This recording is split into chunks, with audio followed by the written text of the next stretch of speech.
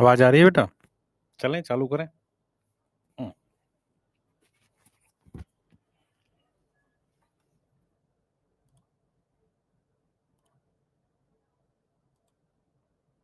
क्या हाल चाल है? कैसे हो सब लोग? अच्छा, आज क्या है बेटा, एक स्टार्ट करते हैं, फिर बात करके स्टार्ट करते हैं एकदम से। ठीक है, रेडी सब लोग? ठीक है, स्टार्ट करने से पहले दो तीन चीजें आपको बता देता हूँ। बेटा, हमारे एंड से बुक का लगभग काम सारा जा चुका है, सब कुछ उनके पास है प्रिंटिंग में। मतलब उन्होंने हमसे 10 से 15 दिन बोले थे, तो आज मेरे ख्याल से शायद 15 दिन के आसपास का टाइम हो रहा है कि उन्होंने कहा था हमें प्रिंट करके डिस्पैच करने में, तो एक दो दिन में मैक्सिमम वो डिस्पैच हो जाएगी।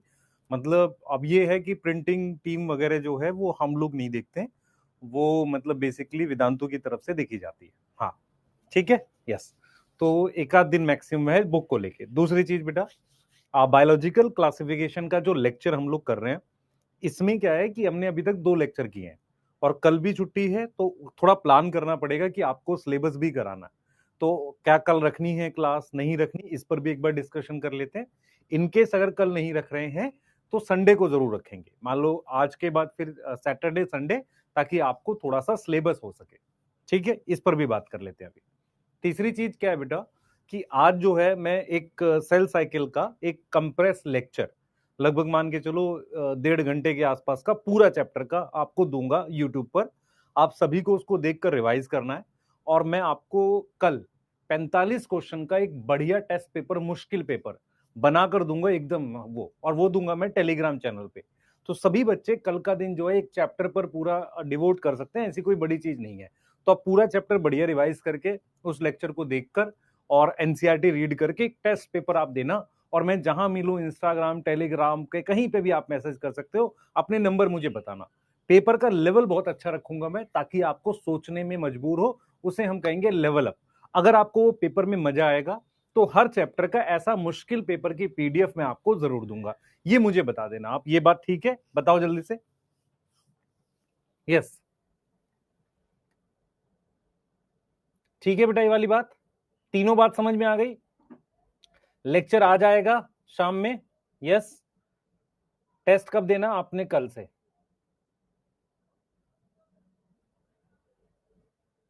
कल ले लूं क्लास, पर बेटा कल क्या होगा, क्या होता कल, दिक्कत क्या होती है मैं बताता हूँ। कल क्या है, उस तरह की छुट्टी है जिसमें कोई नहीं आता ऑफिस में। मतलब हमारी बात नहीं है, जो वेदांतु का ऑफिस है वहां कोई नहीं आता। तो क्या होगा, मान लो मैंने क्लास रख दी और कुछ टेक्निकल प्रॉब्लम हो गई, तो कोई हेल्प करने के लिए नहीं होगा, ये एक इशू है। आप बोलोगे तो मैं कल क्लास रख सकता हूँ, शेड्यूल करा सकते हैं, कोई बड़ी चीज नहीं है। ठीक है, एक बार हम लोग देख लेते हैं। यस। हाँ, नहीं नहीं बेटा, हम लोग टेक वाले नहीं है, मैं बताता हूँ। हम लोग जैसे वेदांतों के साथ काम करते हैं, तो टेक वगैरह, टेक्नोलॉजी, ऐप वगैरह सारा वही लोग देखते हैं। और जो मान लो जैसे फी कलेक्शन वगैरह है, वो सब उन्हीं के पास होता है, सारा कुछ उन्हीं के पास होता है। हमारा काम हमने कैसे बांटा हुआ है, आपको जैसे टेस्ट पेपर बनवाना है इस साल क्या हुआ है, टेस्ट पेपर वगैरह हम लोग खुद से मतलब सारा प्रिपेयर करवा रहे हैं अपने अंडर। तो आपको डीपीपी भी हम लोग खुद से करवा रहे हैं अपने अंडर। तो आपको मतलब कहीं ना कहीं फील हो रहा होगा कि टेस्ट में एक आध में बीच में गलती आई थी, ऐसा कोई एरर आ नहीं रहा होगा ऐसा। हम कोशिश कर रहे हैं कि आपको अच्छा पेपर मिले, लेवल भी ठीक मिले, थोड़ा सा मुश्किल ला रहे हैं ताकि आपके लिए अच्छा हो। ठीक है, तो हम अपने पार्ट पे पूरी कोशिश कर रहे हैं, आपको इसमें कोई डाउट कभी नहीं रखना है। ठीक है, चालू करें बेटा? यस, ठीक है।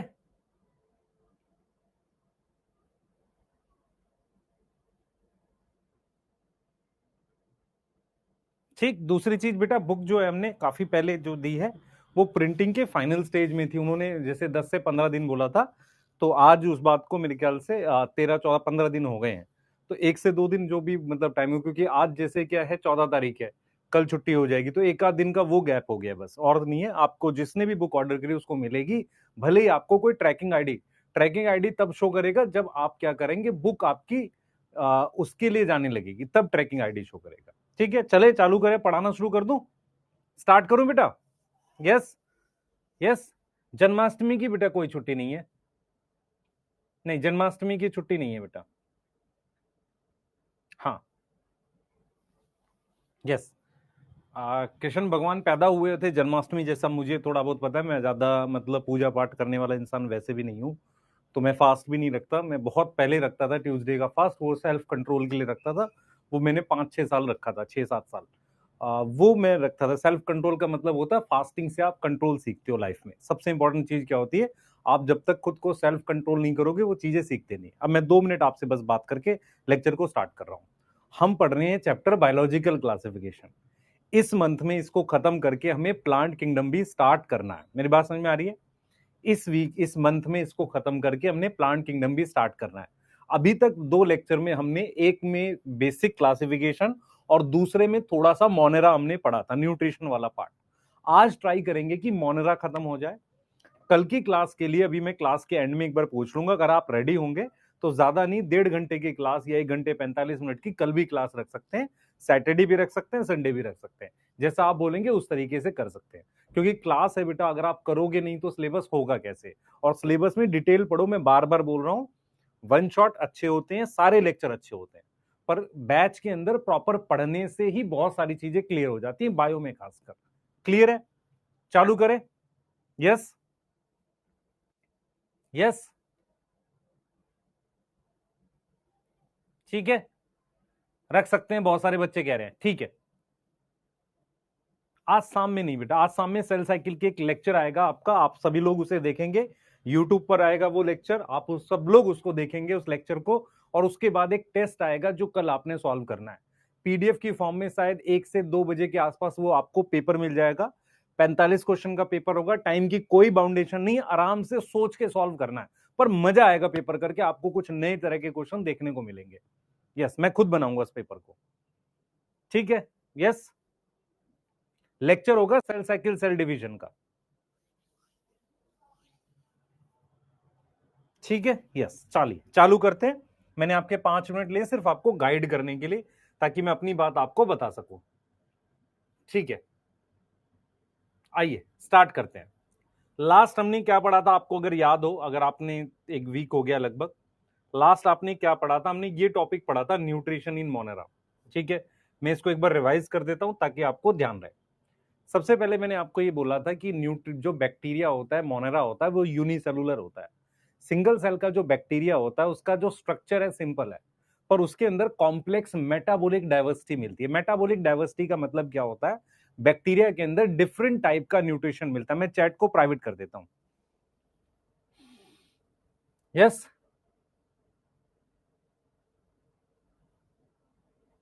हाँ,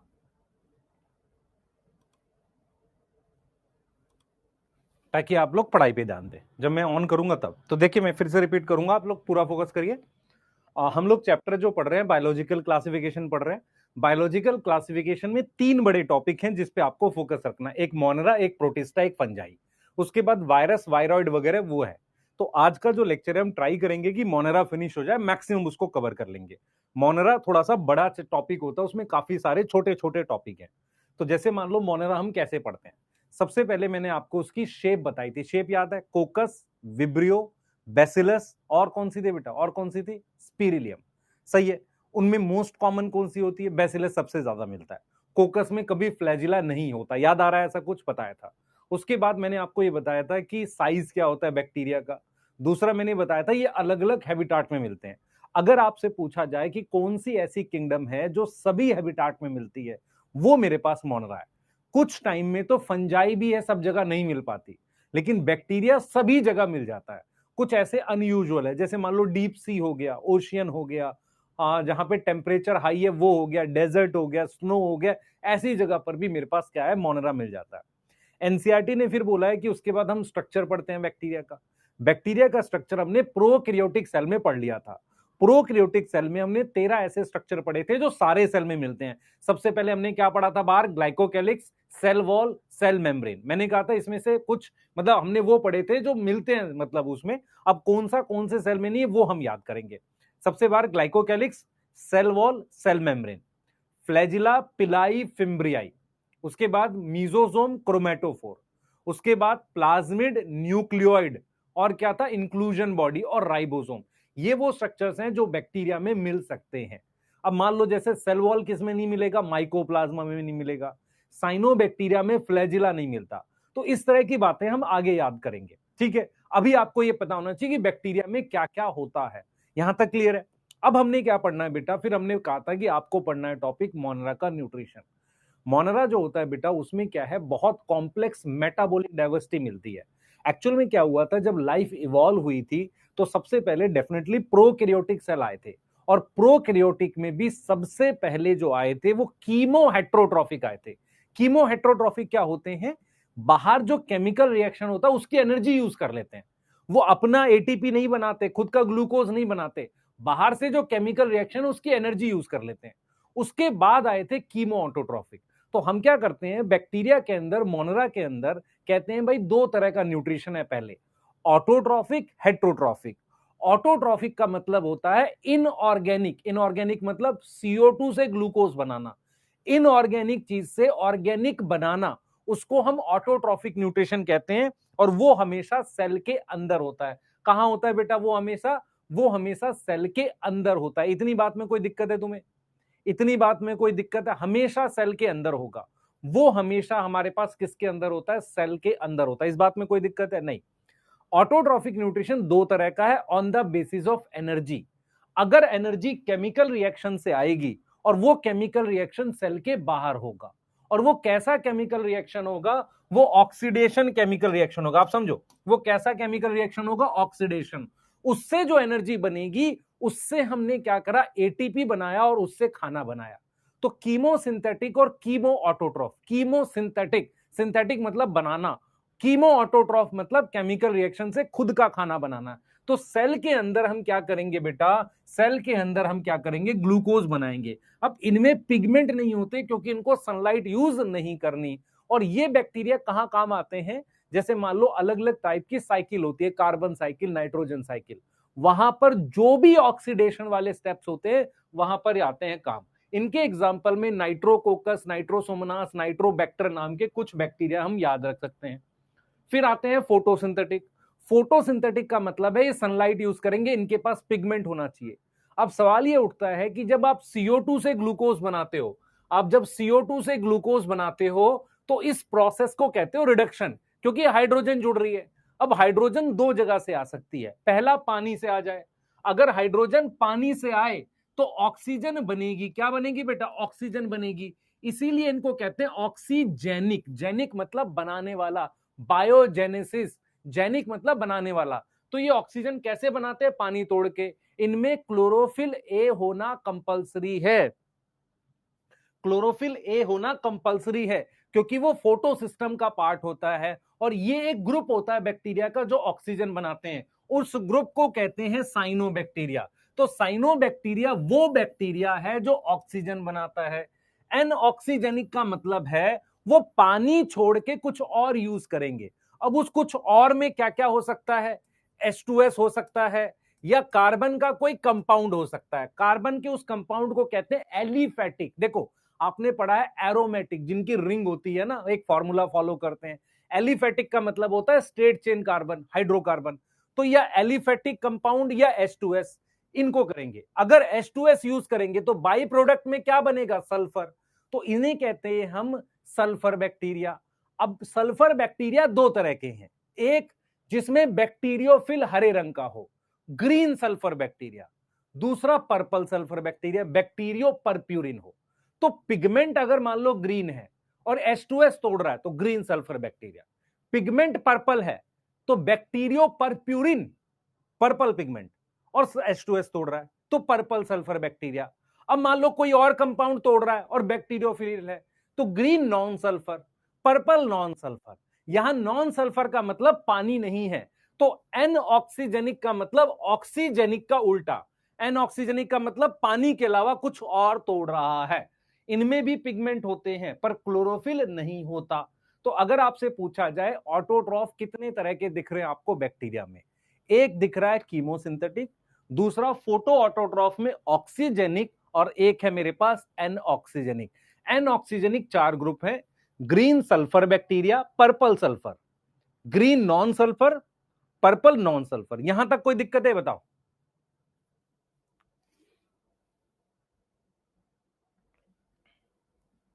यहां तक कोई दिक्कत है, जल्दी बताओ बेटा, यहां तक कोई दिक्कत है? जल्दी बताओ।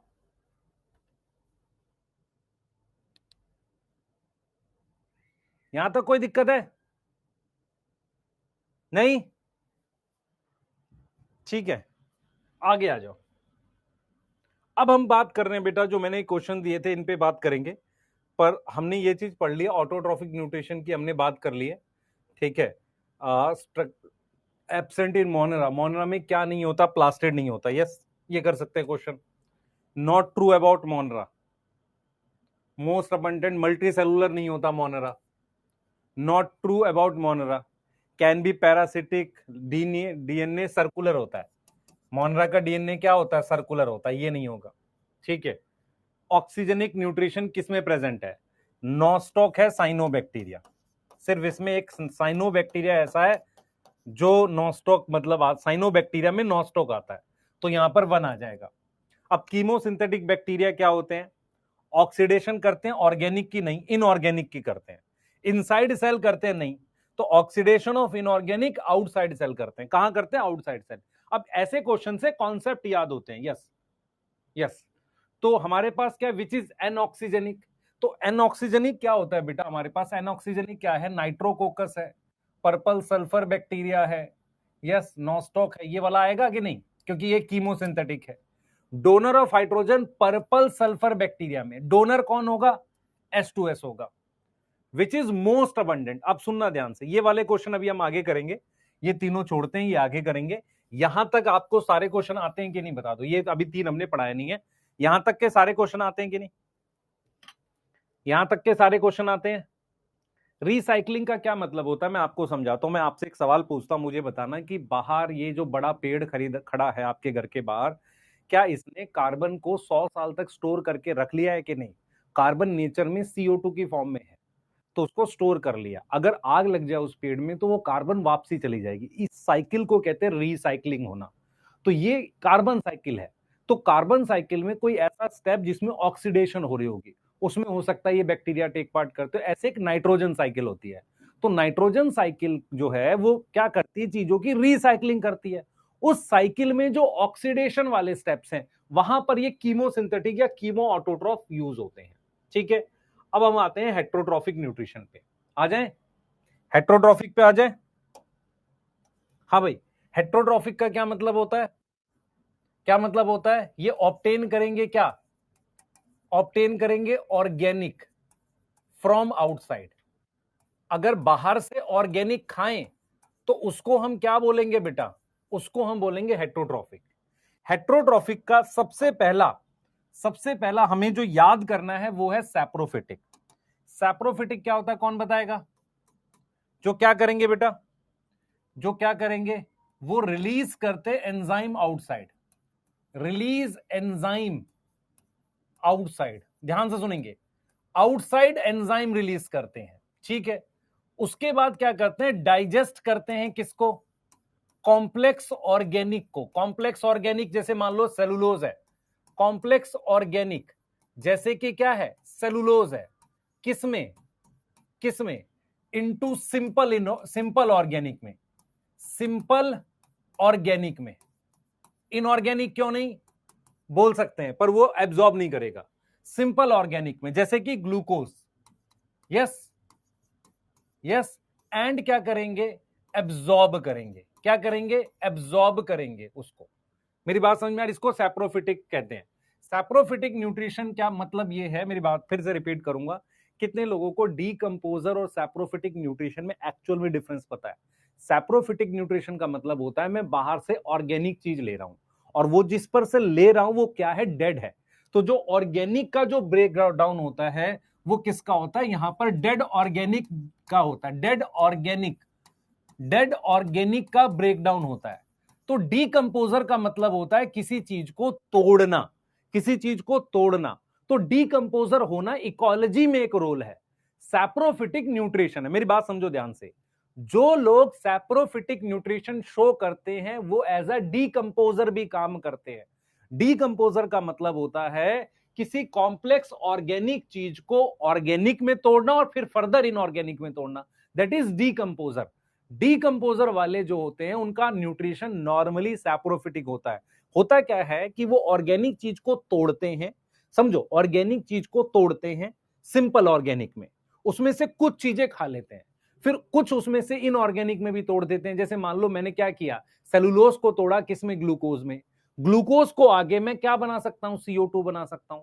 तो सिंपल लैंग्वेज में मैं समझा रहा हूं, सैप्रोफिटिक का मतलब है जो भी ऑर्गेनिज्म सैप्रोफिटिक न्यूट्रिशन रखता है वो अपने बाहर एंजाइम रिलीज करता है, कॉम्प्लेक्स ऑर्गेनिक को सिंपल ऑर्गेनिक में तोड़कर उसे एब्जॉर्ब करता है।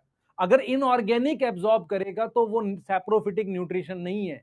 इनऑर्गेनिक का एब्जॉर्प्शन सैप्रोफिटिक नहीं है बेटा, ऑर्गेनिक एब्जॉर्ब करना है, क्योंकि एनर्जी कहां से आएगी, ऑर्गेनिक चीज से आएगी। एनर्जी किससे आती है, ऑर्गेनिक से। तो सैप्रोफिटिक न्यूट्रिशन का मतलब है कि मैं किसी मरी हुई चीज का ऑर्गेनिक खा रहा हूं, वो न्यूट्रिशन है। मेरा काम क्या है नेचर में, डीकंपोजर, चीजों को तोड़ना, वो रोल है। तो डीकंपोजर रोल होता है, सैप्रोफिटिक न्यूट्रिशन होता है। डिफरेंस पता चल रहा है। अब बात करते हैं पैरासिटिक की। हमारे पास क्या होता है बेटा, जो बैक्टीरिया है हमारे पास, बैक्टीरिया जो है कैन बी पैरासिटिक। अब पैरासिटिक का मतलब क्या होगा, एब्जॉर्ब ऑर्गेनिक फ्रॉम लिविंग। आप समझो, एब्जॉर्ब ऑर्गेनिक कहां से, फ्रॉम लिविंग, लिविंग में से। अगर मरे हुए से एब्जॉर्ब ऑर्गेनिक कहां से, फ्रॉम डेड। अगर मरे हुए से ऑर्गेनिक लेंगे, मरे हुए से ऑर्गेनिक लेंगे तो क्या बोलोगे, सैप्रोफिटिक। लिविंग से लेंगे तो क्या बोलोगे, पैरासिटिक। अब क्या है बेटा, मेरी बात सुनेंगे। हमारे पास क्या है, पैरासिटिक बैक्टीरिया डिजीज करते हैं प्लांट और एनिमल में। पैरासिटिक बैक्टीरिया क्या करते हैं, कॉज डिजीज, किसके अंदर, plant and animal. Disease in plant and animal, plants में एंड एनिमल्स में डिजीज करते हैं। अब कौन से प्लांट में करते हैं बताते हैं। देखो, एनिमल्स में मेरे पास कुछ डिजीज के नाम है, एग्जांपल देखो। एग्जांपल के लिए मेरे पास जैसे टेटनस है, टेटनस है, अब देखो जरा ध्यान से, टेटनस है, यस। टाइफाइड है। अब आपको इसके बैक्टीरिया का नाम पता है, टेटनस, और इसका करना चाहिए हमें। तो यहां पर मैं लिख रहा हूं क्लॉस्ट्रीडियम। तो क्लॉस्ट्रीडियम आपके सिलेबस में कहां दे रखा, बॉटुलिनम, ब्यूटाइलिक एसिड बनाता है। तो यहां पर क्लॉस्ट्रीडियम टेटेनाई है जो बैक्टीरिया करता है। टाइफाइड क्या हो सकता है, साल्मोनेला, साल्मोनेला टाइफी, सही है। ऐसे ही मेरे पास एक डिजीज है कॉलेरा, कॉलेरा। तो कॉलेरा में कौन है बेटा, विब्रियो कॉलीरेई। शेप क्या है इसकी, शेप क्या है, कॉमा शेप। ऐसी प्लांट के लिए सिट्रस कैंकर, प्लांट के लिए डिजीज का नाम क्या है, सिट्रस कैंकर। बैक्टीरिया का नाम लिख रहा हूं, दे नहीं रखा एनसीईआरटी में, ज़ैंथोमोनास सिट्राई, ज़ैंथोमोनास सिट्राई। तो ये बैक्टीरिया है, तो ये प्लांट की डिजीज है। ये किसकी डिजीज है, प्लांट की डिजीज है। मैं फिर रिपीट करूंगा बेटा, मेरी बात समझो ध्यान से। जो भी बैक्टीरिया डिजीज करते हैं वो लिविंग में से ऑर्गेनिक चीज ले रहा है। क्या ले रहा है, ऑर्गेनिक ले रहा है। तुम्हारे सिलेबस में 4 डिजीज दे रखी हैं, tetanus, clostridium tetani, typhoid, salmonella typhi, cholera, vibrio cholerae, citrus canker, xanthomonas citri. ये प्लांट की है, बाकी एनिमल की है। अब सिम्बायोटिक का क्या मतलब होता है, सिम्बायोटिक का क्या मतलब होता है बताओ जल्दी से। सिम्बायोटिक का क्या मतलब है बताओ जल्दी से बेटा, सिम्बायोटिक का क्या मतलब है, जल्दी से बताओ, जल्दी जल्दी जल्दी।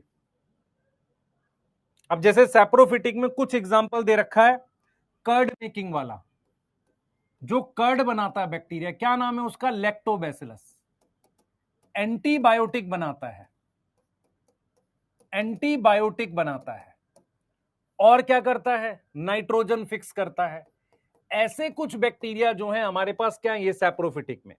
सिम्बायोटिक का मतलब क्या है बेटा, बैक्टीरिया एब्जॉर्ब करेगा, एब्जॉर्ब करेगा organic, but also help other. कैसे करेगा, by nitrogen fixation, mainly nitrogen fixation. जैसे मेरे पास राइजोबियम है, ध्यान से सुनेंगे, जैसे मेरे पास राइजोबियम है, तो राइजोबियम क्या करता है बेटा, N2 फिक्स करता है, किसमें, लेग्यूम्स में। लेग्यूम्स कौन से प्लांट होते हैं पता है सबको, लेग्यूम्स पता है सबको, ऐसे एक फ्रैंकिया होता है। तो फ्रैंकिया क्या करता है? नाइट्रोजन फिक्स करता है। किसमें? नॉन लेग्यूम्स में। नॉन लेग्यूम्स का कोई नाम, नॉन लेग्यूम प्लांट का कोई नाम? एल्नस। क्या नाम है? एल्नस में। मैं आपको क्या समझा रहा हूं, समझो। कुछ पॉइंट्स है जो आपको याद रखने हैं। अगर आपसे कोई पूछे ऑटोट्रॉफिक और हेट्रोट्रॉफिक में न्यूट्रिशन कौन सा ज्यादा देखने को मिलता है? हेट्रोट्रॉफिक मिलता है। हेट्रोट्रॉफिक में भी सबसे ज्यादा मुझे सैप्रोफिटिक मिलता है। सबसे ज्यादा मुझे क्या मिलता है? सैप्रोफिटिक मिलता है। यहां तक समझ में आ रही है?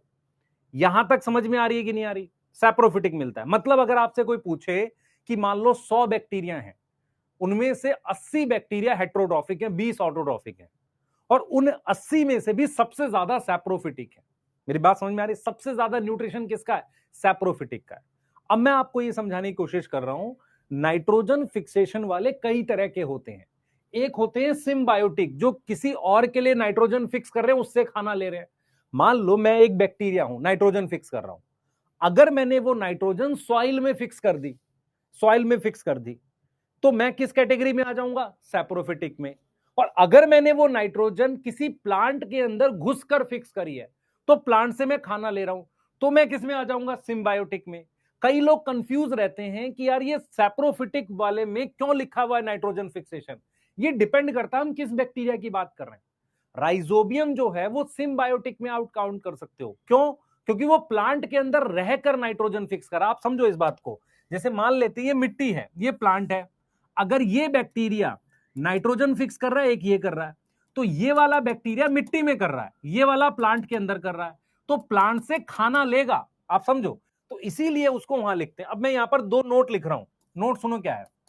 सबसे पहला क्या है? हेट्रोट्रॉफिक ज्यादा होते हैं किससे? हेट्रोट्रॉफिक ज्यादा होते हैं किससे? ऑटोट्रॉफिक से। हेट्रोट्रॉफिक ज्यादा होते हैं किससे? ऑटोट्रॉफिक से। यहां तक समझ में आ रहा है? बॉटनी का सिलेबस क्या है? क्या लिखा बेटा तूने?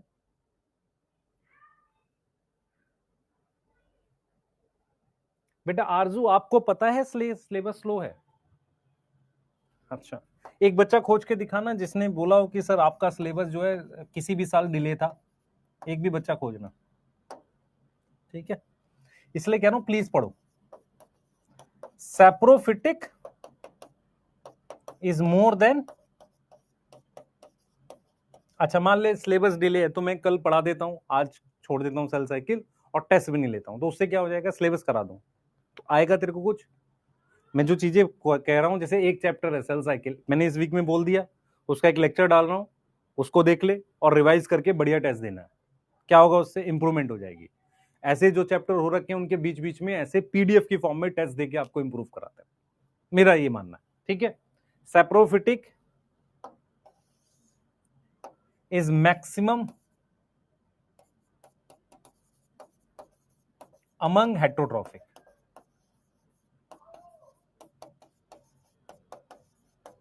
यहां तक ठीक है? बना लो, लिख लो बेटा जल्दी से। फ्रैंकिया की लाइन बता दीजिए बेटा। फ्रैंकिया जो है ना, फ्रैंकिया एक बैक्टीरिया है। उस किस प्लांट में वो फिक्स करता है? एल्नस में। एल्नस क्या है? प्लांट है। एल्नस क्या है? एक नॉन लेग्यूम है। लेग्यूम क्या होता है? मटर की फैमिली। लेग्यूम्स क्या होता है? ये किसकी फैमिली है? पी की फैमिली। पी मतलब मटर की फैमिली। यस, है ना? तो पैरासिटिक के नाम लिखे हमने, तुम्हारी एनसीईआरटी में लिखा हुआ, मैं एक बार रीड भी करूंगा इसको। तो पैरासिटिक है हमारे पास, है ना? सैप्रोफिटिक है, यस, और सिम्बायोटिक है। देखो एनसीईआरटी क्या कहती है, पहले समझो चीजों को, फिर हम इसके क्वेश्चन करेंगे। देखो क्या कहती है एनसीईआरटी। पहले एक बार एनसीईआरटी देख लेते हैं, फिर आपको लिखने का समय देंगे, फिर क्वेश्चन कराऊंगा।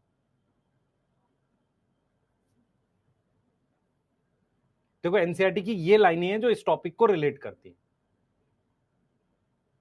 ठीक है? सबसे पहले ये देखो, देखो क्या कह रहा है। कह रहा है कि बैक्टीरिया का स्ट्रक्चर सिंपल है, दो का मतलब जबकि, पर कॉम्प्लेक्स क्या है? बिहेवियर है। कैसे बिहेवियर है? कि उनकी बहुत ज्यादा उनको मेटाबॉलिक डाइवर्सिटी मिलती है। मेटाबॉलिक डाइवर्सिटी का मतलब टाइप ऑफ न्यूट्रिशन है, अलग अलग टाइप का न्यूट्रिशन मिलता है। Some of the bacteria are autotrophic और ये खाना किससे बनाते हैं, ये लिखी वो लाइन, इनऑर्गेनिक चीज से बनाते हैं। कुछ फोटोसिंथेटिक ऑटोट्रॉफ है और कुछ कीमोसिंथेटिक है। तो ऑटोट्रॉफ में फोटो और कीमो आ गए। द वास्ट मेजोरिटी मतलब बहुत ज्यादा क्या है, हेट्रोट्रॉफ है। दे डिपेंड ऑन ऑर्गेनिज्म और डेड। अब देखो क्या कह रहा है, डिपेंड ऑन अदर ऑर्गेनिज्म।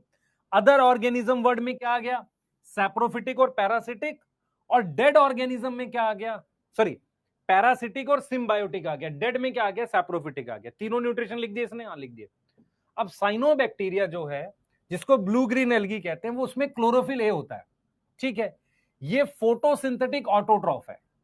कैसा ऑटोट्रॉफ है, फोटोसिंथेटिक ऑटोट्रॉफ है। और इसमें क्या है बेटा, ऑक्सीजन रिलीज होती है, यस और नो। ऐसे ही मेरे पास कीमोसिंथेटिक है, जो क्या करेंगे, ऑक्सीडाइज करेंगे किसको, इनऑर्गेनिक को, सच एज नाइट्रेट को, नाइट्राइट को, अमोनिया को। और जो एनर्जी रिलीज होगी उससे क्या बनाएंगे, एटीपी, फिर खाना बनाएंगे। और उनका रोल किसमें है, रिसाइकलिंग ऑफ किसकी, नाइट्रोजन, फास्फोरस, सल्फर, आयरन। आप देख लो ये चीज हमने पढ़ी। अब हमने किसकी बात करी, हेट्रोट्रॉफिक की। तो हेट्रोट्रॉफिक हमने बोला है ना, सबसे ज्यादा क्या मिलते हैं, हेट्रोट्रॉफिक मिलते हैं, क्लियर है। और मेजॉरिटी आर इंपॉर्टेंट डीकंपोजर, उसमें भी सबसे ज्यादा क्या है, डीकंपोजर्स हैं, मतलब सैप्रोफिटिक है। Many impact on human affair. Human affair मतलब ह्यूमन पे काफी इंपैक्ट है, जैसे कर्ड मेकिंग हो गया, एंटीबायोटिक्स हो गए, नाइट्रोजन फिक्सेशन हो गई, ठीक है, क्लियर है। अब ये देखो बेटा, some are pathogens causing damage to human being, crop, जैसे cholera, citrus canker, tetanus.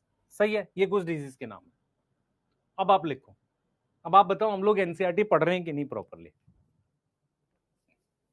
Salmonella typhi आएगा, तो मैंने क्या लिखा है,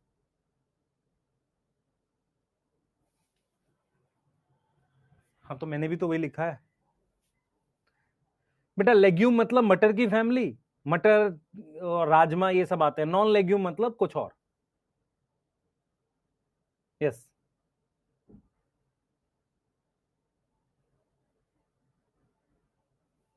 ठीक है, सैप्रोफिटिक के एग्जाम्पल नहीं करने, मैं आपको बताता हूं कैसे, क्यों नहीं करने मैं बताऊंगा अभी। एक क्वेश्चन कराऊंगा, आपको क्लियर हो जाएगा सैप्रोफिटिक के एग्जाम्पल, यस।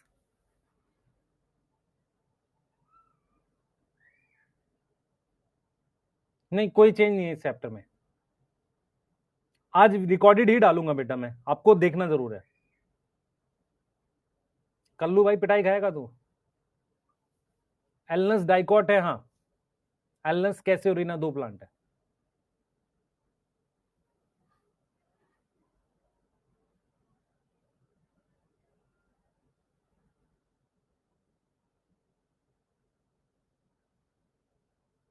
आरजू बेटा मैंने आपकी बात सुन ली है, आप कल भी क्लास रख देंगे, आपकी कल भी रख रहे हैं, उससे ज्यादा फायदा होगा। कल रखेंगे, फिर सैटरडे और संडे 3 दिन रख देंगे, ठीक है। अब ठीक है, हाँ अब मुझे कराने दो, अब थोड़ा सा पेस से करेंगे, कोई दिक्कत नहीं।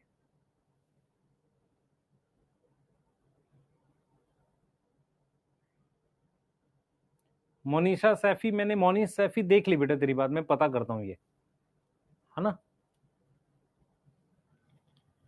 सिम्बायोटिक का क्या मतलब होता है समझो, मैं किसी से ग्लूकोज ले रहा हूं पर उसके लिए कुछ कर रहा हूं, उसका मतलब होता है सिम्बायोटिक। सिम्बायोटिक न्यूट्रिशन फंजाई भी रखती है, बैक्टीरिया भी रखता है, यस यस। मोनरा खत्म नहीं हुआ, किसने कहा भी,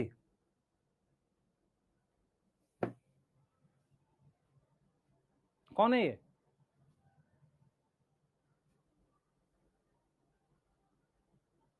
रोहित शर्मा बेटा नहीं करा पाएंगे, उससे क्या करेगा तू, पढ़ाई कर चुपचाप। आ जा, लिख ले, यहां तक क्वेश्चन करते हैं, क्वेश्चन छोड़ दूं, करेंगे। अब देखो, मान लो आपके पास इतने सारे एग्जाम्पल लिखे हुए हैं, अब इनमें से आपसे पूछा गया है कि कितने इसमें से ऑक्सीजेनिक हैं, कितने इसमें एनऑक्सीजेनिक हैं। मैं अभी कुछ एग्जाम्पल और लिखूंगा, यहां लिख देता हूं, purple sulphur bacteria, green sulphur,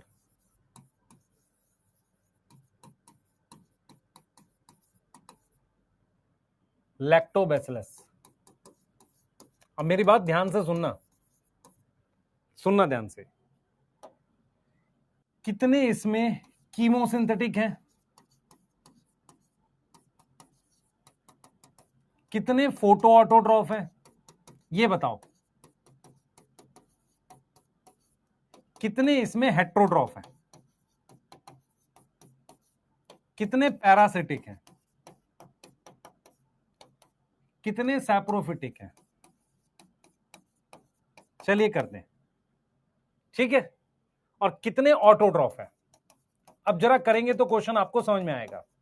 देखो, नॉस्टॉक और एनाबीना ये दोनों ऑक्सीजेनिक में आएंगे, ठीक है।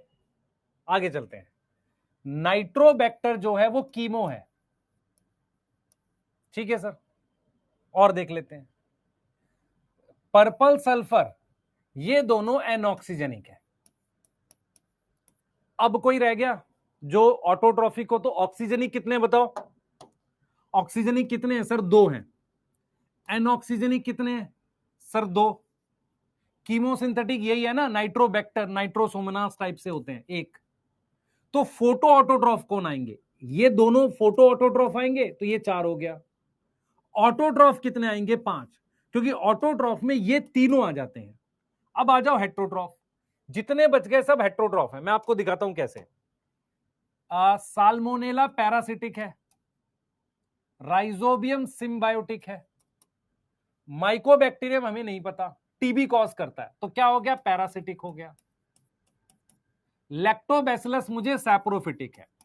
अब अगर आपको किसी बैक्टीरिया का ना पता हो क्या है, उसको सैप्रोफिटिक ही मार्क करो, क्योंकि सबसे ज्यादा सैप्रोफिटिक होते हैं। तो पैरासिटिक कितने हो गए, 2। साल्मोनेला और माइकोबैक्टीरियम, टीबी करता है ये 2। सैप्रोफिटिक कितने हो गए, जल्दी बताओ।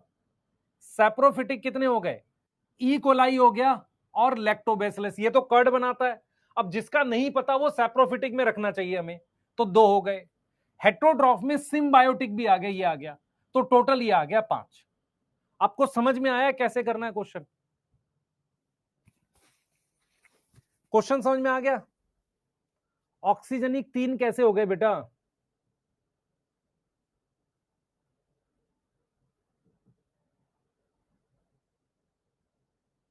हाँ रतन भी बरी हुआ बेटा, तू बताएगा मुझे क्या एनसीईआरटी में नहीं है। दिक्कत क्या है, क्या होगा, बायोलॉजिकल क्लासिफिकेशन उन बच्चों को बिल्कुल नहीं आता जिनको एग्जाम्पल्स याद नहीं होते इनके, और ये एक तरीका है जिससे आप न्यूट्रिशन सीख रहे हो। अगर आपको ये क्वेश्चन ऐसा बन रहा है तो आपको टॉपिक में कमांड आ रही है। अब आपको कुछ भी नहीं पता तो बेटा मैं कैसे पढ़ा पाऊंगा फिर।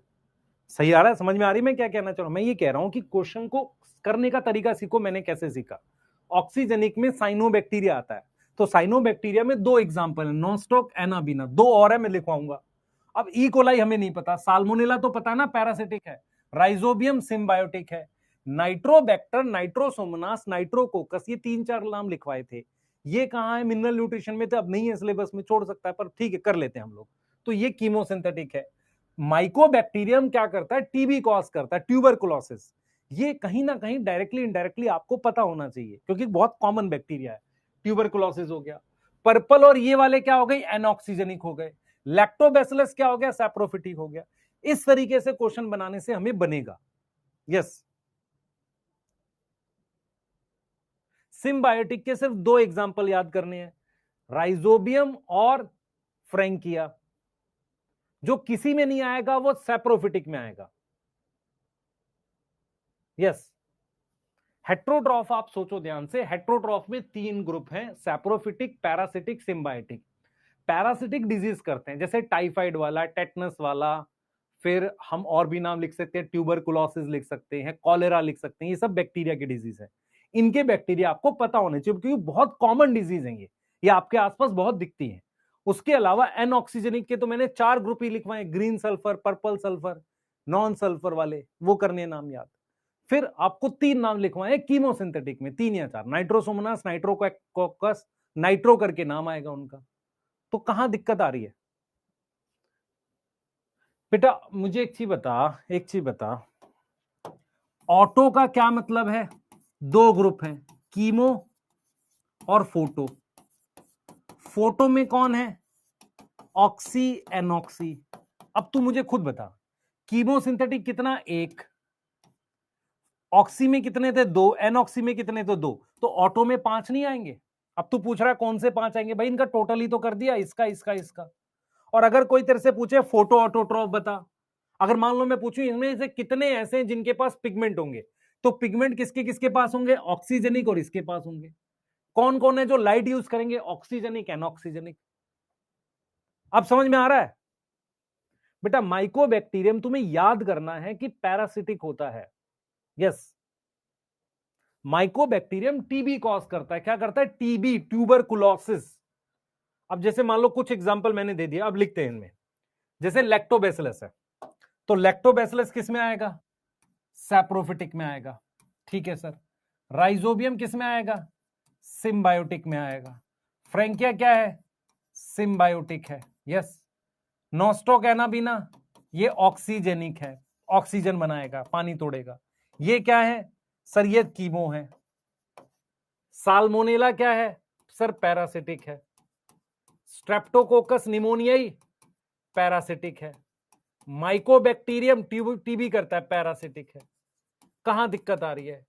ये नहीं पता मुझे, ई कोलाई तो सैप्रोफिटिक लिख ले। जो किसी में नहीं है सैप्रोफिटिक होगा, क्योंकि मोस्ट अबंडेंट ही सैप्रोफिटिक है। तो हेट्रोट्रॉफिक कौन कौन हो गया? ये हेट्रो हो गया, ये हेट्रो हो गया, ये हेट्रो हो गया, ये हेट्रो हो गया। ये सारे हेट्रो हो गए। ये ऑटो हो गया। क्या दिक्कत आ रही है इसमें बताओ? क्या दिक्कत आ रही है? यस, कोई दिक्कत आ रही है?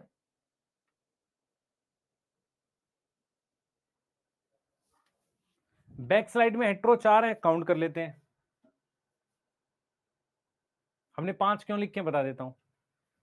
1 hetero, 2 hetero, 3 hetero. Mycobacterium 4 hetero, और ये भी तो है लैक्टोबैसिलस 5 तो है। अरे जब टोटल 10 दे रखे हैं तो 5 हेट्रो 5 ऑटो होंगे ना। बताओ मुझे।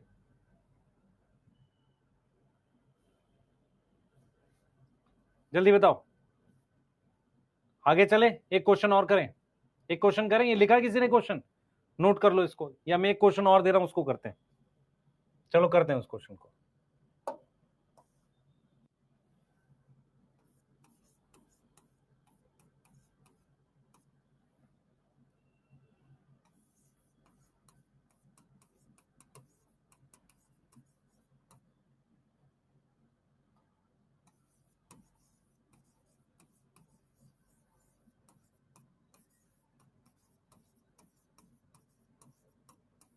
करो, अभी लिखता हूं पूरा।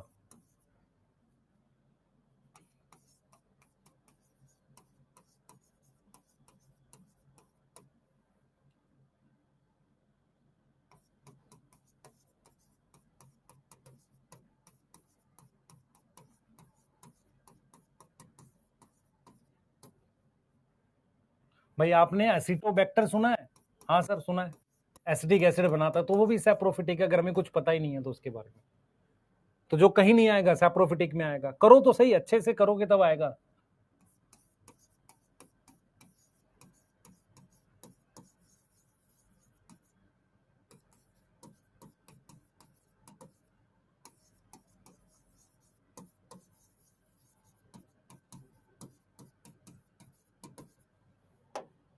कॉपी में करो, लिख के साथ में। तुम्हें पता नहीं होता कि कैसे करना होता है चैप्टर बेटा, मैं इतने साल से पढ़ा रहा हूं, मुझे पता है कैसे याद कराना है। नहीं तो ऊपर ऊपर से करके वहां क्वेश्चन एग्जाम में नहीं बनेगा। थोड़ा सा मुश्किल आया तो नाचते नजर आते हैं बच्चे, है ना। दिक्कत ये है बस, और कोई दिक्कत नहीं है।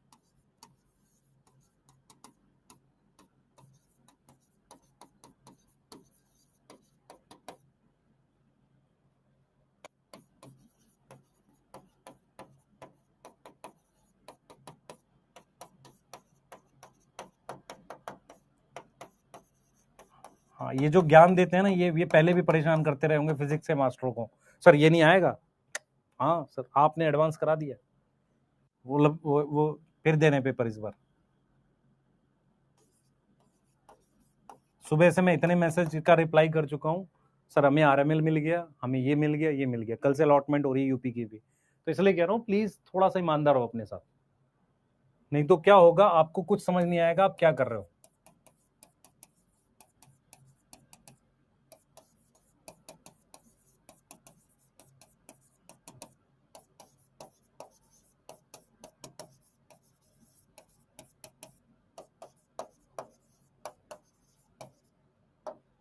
अब मैं इन पे नंबर भी डाल रहा हूं।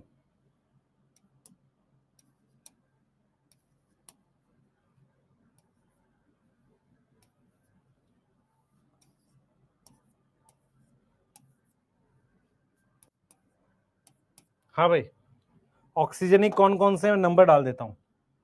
फर्स्ट नंबर और फोर्थ नंबर और स्पिरुलिना, ये भी साइनोबैक्टीरिया में आता है। जो जो ऑक्सीजनिक है उन्हीं के पास क्या होगा, क्लोरोफिल ए होगा। तो टोटल कितने आ गए बेटा, ये टोटल आ गए, ये कितना आ गया, टोटल 3 आ गया। एनऑक्सीजनिक 2 है। कौन कौन सा नंबर, 10 और 11। कीमोसिंथेटिक 1 है, कहां गया, नाइट्रोसोमनास 1 है। पैरासिटिक कौन है, साल्मोनेला और क्लोस्ट्रीडियम, ये दोनों डिजीज करते हैं पैरासिटिक। और कोई दिख रहा आपको, नहीं। तो पैरासिटिक 2 हो गए, कौन कौन से, 2 और 3। सैप्रोफिटिक, लैक्टोबैसिलस हो गया 2, 8 और 9 नहीं पता, वो आएगा उसमें। Frankia 1, 7 number. ऑटोट्रॉफिक कौन कौन आएगा, कितने आएंगे, 2, 1, 3, 1, 4। आपको पता है कौन कौन से आ रहे हैं। हेट्रोट्रॉफिक कितने आ रहे हैं, 2, 2, 4, 5, 6, कुछ कम है, 11 थे टोटल। ऑक्सीजनिक 3 आ गए, अच्छा 3, 2, 5, 1, 6 आएगा यहाँ पे, ये 5 आएगा। किसके पास पिगमेंट है, फोटो ऑटो। फोटो ऑटो के पास पिगमेंट है, कौन कौन है, ऑक्सी एनऑक्सी। तो 3 + 2 5 आ गए। ऑक्सी और एनऑक्सी, किसके पास क्लोरोफिल है, ऑक्सी, कौन है, 3 है टोटल। किसको नहीं समझ में आ रहा अभी भी,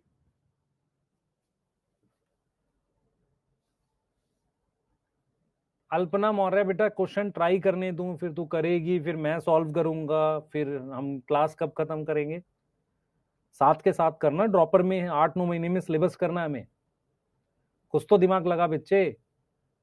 आरएमएल क्या होता है बेटा, यूपी का अच्छा गवर्नमेंट कॉलेज है लखनऊ में। हाँ, ऑटोट्रॉफ 6 कैसे हो गए, मैं दिखवा देता हूं तुझे बच्चे।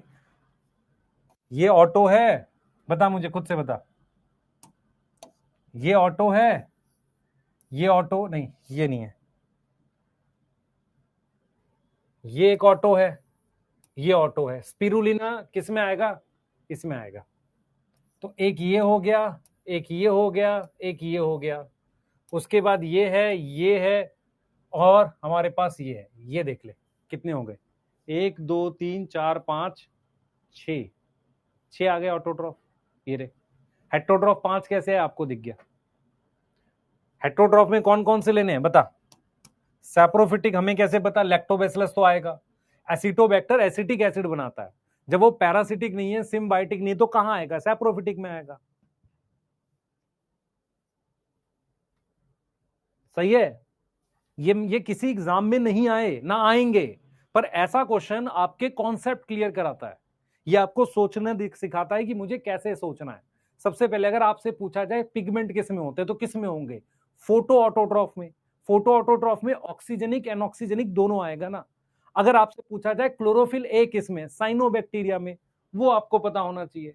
साइनोबैक्टीरिया के 4 एग्जाम्पल हैं, नॉस्टॉक, एनाबिना, स्पिरुलिना, ऑसिलाटोरिया। हम आगे लिखेंगे, आपको नहीं याद है आप, पर इतने तो पहचानो। एसिटोबैक्टर हमने कहां पढ़ा है, माइक्रोस में, एसिटोबैक्टर एसिटाई, एसिटिक एसिड बनाता है। यस, कुछ बच्चा कह रहे सर पूरा पिछला पेज दिखा दो, लिख ले बेटा, ये दोनों लिख ले स्लाइड, आराम से लिख ले, मैं टाइम दे रहा हूं।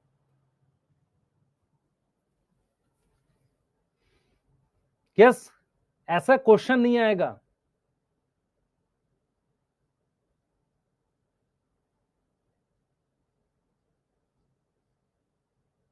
4 एग्जाम्पल है बेटा साइनोबैक्टीरिया के, नॉस्टॉक, एनाबीना, ऑसिलाटोरिया, स्पिरुलिना। ठीक है, नोट करिए जल्दी से। बेटा नीट का पेपर मैं बनाऊंगा तो बहुत टफ बनेगा, लेकिन प्रॉब्लम यह है कि मैं आपको अगर अच्छे लेवल के क्वेश्चन सब कुछ समझा के नहीं चलूंगा। एग्जाम में क्या हुआ है कि बायो का पेपर चलो ठीक था, नॉर्मल था, हल्का मुश्किल फील हुआ, वो उनको फील हुआ जो पढ़ के प्रैक्टिस करके नहीं जाते हैं। आपको बायो वहां आसान फील होनी चाहिए, तभी आप फिजिक्स केमिस्ट्री कर पाओगे। जितने बच्चे सिलेक्ट हुए 80-90 नंबर फिजिक्स में थे तो भी सिलेक्ट हो गए, क्योंकि उन्होंने बायो कम टाइम में की, अपने को सॉल्व कर लेगा, ये करना हमें। हाँ,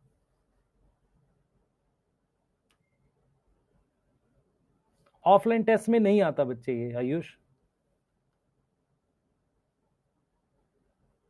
यस, तो प्लीज फोकस करिए, इस तरह के क्वेश्चंस करेंगे। माइक्रोब्स के भी बहुत सारे एग्जांपल्स हैं। आइए हम लोग करते हैं रिप्रोडक्शन इन मोनेरा। ठीक है, अगला टॉपिक पढ़ रहे हैं। आपको जिसको लिखना है ये लिख लो, मैं 1 मिनट का टाइम दे रहा हूं, आप लिख लो, उसके बाद हम आगे चल रहे हैं। और एक बार फिर से कोशिश करना, पेंसिल से करना इसको, ये भरना, फिर से कोशिश करना, नहीं बनेगा तो मैं यहां से 2 क्वेश्चन आपको फिर दूंगा। ठीक है, ठीक है, चलिए चलते हैं। चले आगे, नोट करिए जल्दी से, आगे चल रहे हैं।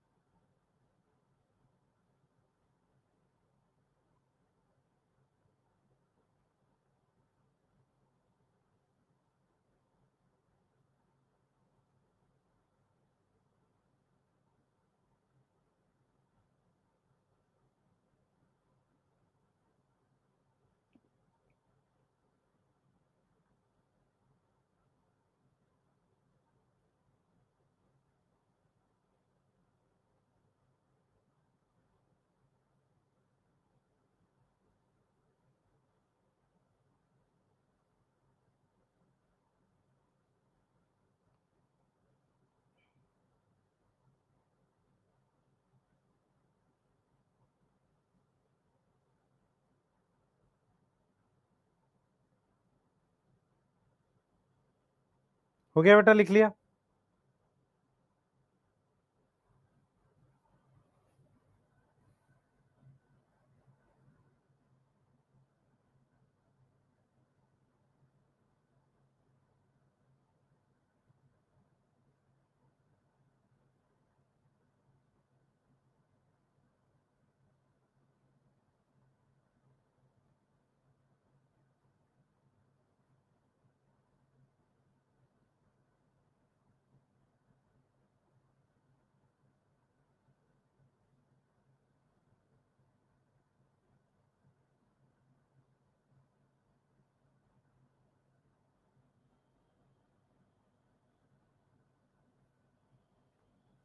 चले?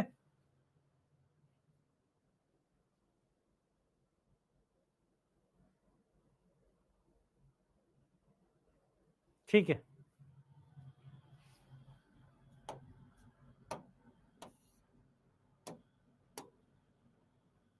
चलिए आगे चल रहे हैं।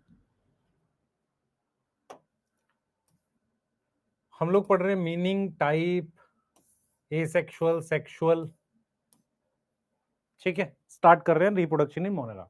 ठीक है, सबसे पहले रिप्रोडक्शन का मीनिंग बताओ, आप लोग सिंपल भाषा में पढ़ते हो। बेटा अभी आज बहुत बच्चों का मैसेज, इनको कॉलेज अलॉट हुआ है। ठीक है, नॉर्मली मेरी क्या हैबिट है मैं उसको बताता हूँ। जब बच्चों को कॉलेज अलॉट हो जाता है, उनका एक मैसेज आता है, सर मुझे ये कॉलेज मिल गया। तो मैं उस बच्चे के नाम के आगे लिखता हूँ डॉक्टर, उस बच्चे का नाम, ईयर 2025 और कॉलेज का नाम, मैं ऐसे सेव कर लेता हूँ। ठीक है, उससे क्या होता है कि मुझे पता रहता है कि किस ईयर में सिलेक्ट हुआ था बच्चा, किस मेडिकल कॉलेज में है। कई बार क्या होता है, बहुत से बच्चों का मैसेज आता है कि सर मैं इस कॉलेज में सिलेक्ट हो गया हूँ, मेरे से पहले कोई बच्चा अगर है तो उसका आप नंबर दे दो, मैं बात कर लूँ थोड़ा सा, उसमें हेल्प होती है। ठीक है, तो काफी बच्चों के मैसेज भी हैं आज कि जो सिलेक्ट हुए। यस, ठीक है, यस, हाँ, ठीक, इस तरीके से मैं नॉर्मली सेव कर लेता हूँ। जैसे एक बच्ची है, उसको यूपी स्टेट कोटा से शायद हरदोई का कॉलेज में, तो उसका नाम सेव करके ऐसे लिख लिया। ठीक है, आ जाइए। रिप्रोडक्शन इन मोनेरा, तो सबसे पहले मीनिंग क्या होता है बेटा? रिप्रोडक्शन का मीनिंग क्या है? बायोलॉजिकल प्रोसेस है, process to produce progeny of its own kind, खुद के तरह के बच्चे बनाने को हम रिप्रोडक्शन कहते हैं। क्योंकि हम मोनेरा को लोअर ऑर्गेनिज्म मानते हैं। मोनेरा को कैसा मानते हैं? Lower organism. तो मोनेरा इज लोअर, लोअर का मतलब होता है लेस एडवांस, मतलब बहुत एडवांस नहीं है, लोअर ऑर्गेनिज्म है। ठीक है, since Monera is lower organism, आप समझेंगे इस बात को, क्योंकि मोनेरा हमारे पास लोअर ऑर्गेनिज्म है। जरा ध्यान से सुनना बेटा, ध्यान से सुनना। क्यों बताऊं नंबर? बाद में पता चलेगा, अपने आप पता चल जाएगा, टेंशन ना ले। मोनेरा जो है वो लोअर ऑर्गेनिज्म है, आप समझो। Since Monera is lower organism, अगर मोनेरा हमारे पास क्या है? लोअर ऑर्गेनिज्म है, आप समझना इस बात को।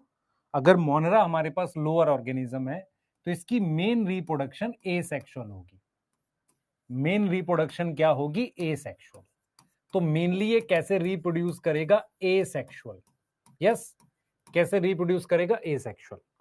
तो हमारे पास टाइप ऑफ रिप्रोडक्शन जब हम लिखते हैं, आप समझे ध्यान से, टाइप ऑफ रिप्रोडक्शन जब हम लिखते हैं मोनेरा में, तो हम दो तरह की लिखते हैं। एक हम लिखते हैं एसेक्सुअल, ठीक है।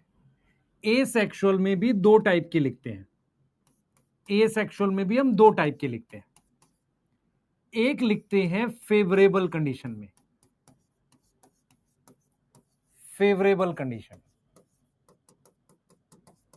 और दूसरी लिखते हैं अनफेवरेबल कंडीशन में। दूसरी हम क्या लिखते हैं?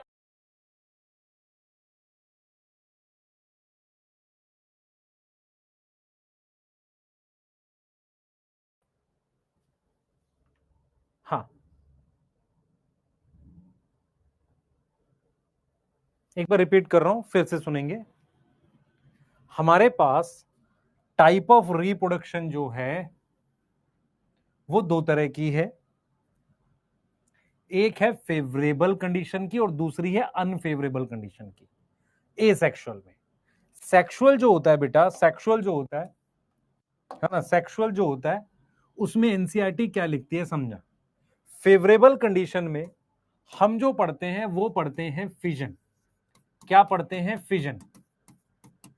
और अनफेवरेबल में हम पढ़ते हैं स्पोर फॉर्मेशन। जरा समझना दोनों को, बहुत इंपॉर्टेंट है। मैं आपको ये कह रहा हूं कि बैक्टीरिया में मेन रिप्रोडक्शन, सबसे पहले ये समझो, रिप्रोडक्शन का मतलब एक ऐसा बायोलॉजिकल प्रोसेस जहां पर अपने जैसे हम जीव बना रहे हैं, पहला पॉइंट। दूसरा पॉइंट क्या है कि क्योंकि बैक्टीरिया लोअर ऑर्गेनिज्म है, लोअर मतलब कम एडवांस ऑर्गेनिज्म है, तो उसमें कौन सी रिप्रोडक्शन मेन होती है? एसेक्सुअल होती है।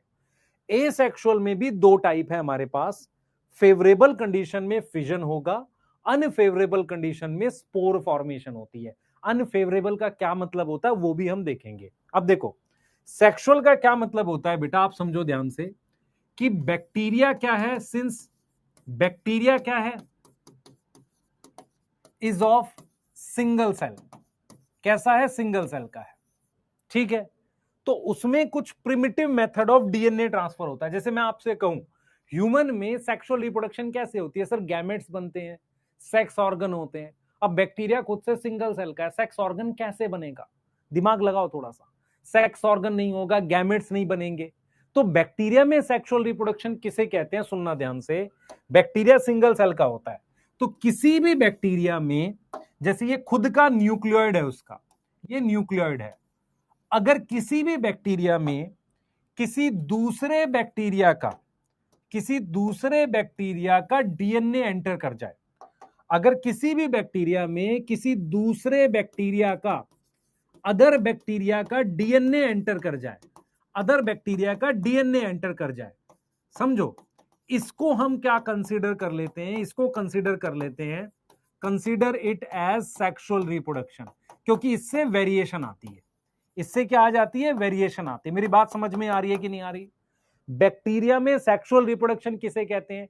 यदि किसी बैक्टीरिया के अंदर बाहर से दूसरा वो आ जाए, डीएनए आ जाए, उसको हम क्या बोलते हैं, सेक्सुअल रिप्रोडक्शन। क्लियर है? यस यस, यहां तक समझ में आ रही है? बनाइए।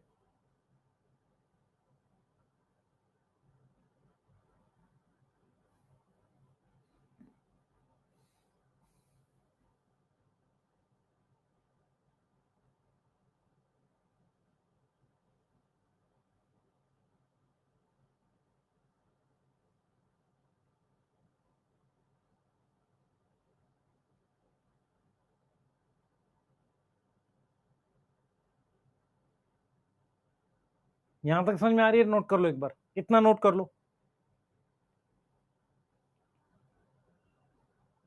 इतना नोट कर लो बेटा, पहले नोट कर लो, आगे चलेंगे। इतना लिख लो, फिर आगे चल रहे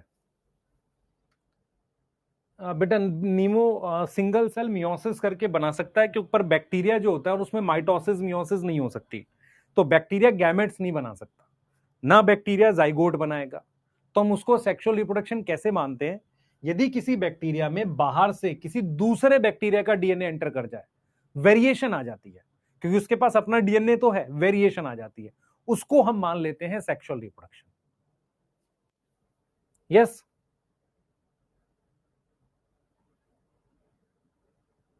ठीक है, यस। उसके कई तरीके होते हैं, इतना नोट कर लो। हम सबसे पहले ए सेक्सुअल पढ़ रहे हैं, सबसे पहले हम ए सेक्सुअल पढ़ रहे हैं, और उसमें हमारे पास क्या आता है बेटा, ए सेक्सुअल इन फेवरेबल कंडीशन आता है सबसे पहले, और वो हमारे पास सबसे ज्यादा होता है बैक्टीरिया में, मोस्ट कॉमन है, और उसको हम कह रहे हैं फिजन। उसको हम क्या कह रहे हैं, फिजन कह रहे हैं। ये क्या है, मोस्ट कॉमन है, most common type of reproduction है।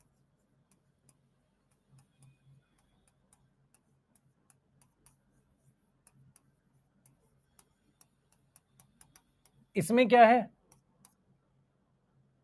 वन बैक्टीरियल सेल डिवाइड करता है दो में,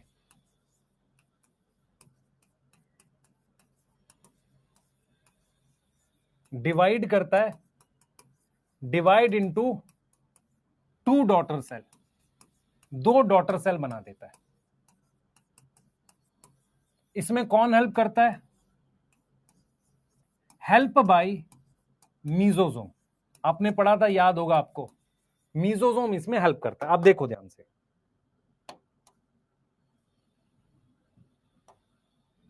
ये हमारे पास बैक्टीरिया है, ये एक और बैक्टीरिया है। आप जरा देखना, ये मेरे पास मीजोजोम है, और ये मेरे पास न्यूक्लियोइड है। आप समझो, तो मेरे पास ये जो मीजोजोम है, इस मीजोजोम से अटैच होके न्यूक्लियोइड डबल हो जाता है ऐसे। हमारे पास क्या होगा बेटा, ये न्यूक्लियोइड डबल हो गया ऐसे, दो न्यूक्लियोइड बन जाएंगे। आपको समझ में आ रहा है? कितने न्यूक्लियोइड बन गए, दो बन गए। अब क्या होगा, अब हमारे पास क्या होगा बेटा, दो न्यूक्लियोइड बनने के बाद अब ऐसे दो मीजोजोम बन जाएंगे ऐसे। आप देखो, अब ये हमारे पास दो मीजोजोम बन गए, और फिर फाइनली इस तरीके से सेल डिवाइड करके दो डॉटर सेल बन जाएंगे ऐसे। आप देखो, तो मीजोजोम जो है उनके साथ डीएनए अटैच रहता है ऐसे, ऐसे। तो मेरे पास फाइनली कितने सेल बन गए, ऐसे दो सेल बन जाएंगे। ये इसको कह रहे हैं बाइनरी फिजन। फाइनली मेरे पास कितने सेल बन जाएंगे, ऐसे दो सेल बन जाएंगे। किसने हेल्प करी, किसने हेल्प करी बेटा, किसने हेल्प करी, मीजोजोम ने। ये समझ में आ रहा है? इसको कह रहे हैं फिजन, इसको हम क्या कह रहे हैं, फिजन। यहां तक समझ में आ रहा है? यहां तक समझ में आ रहा है? जल्दी बताओ।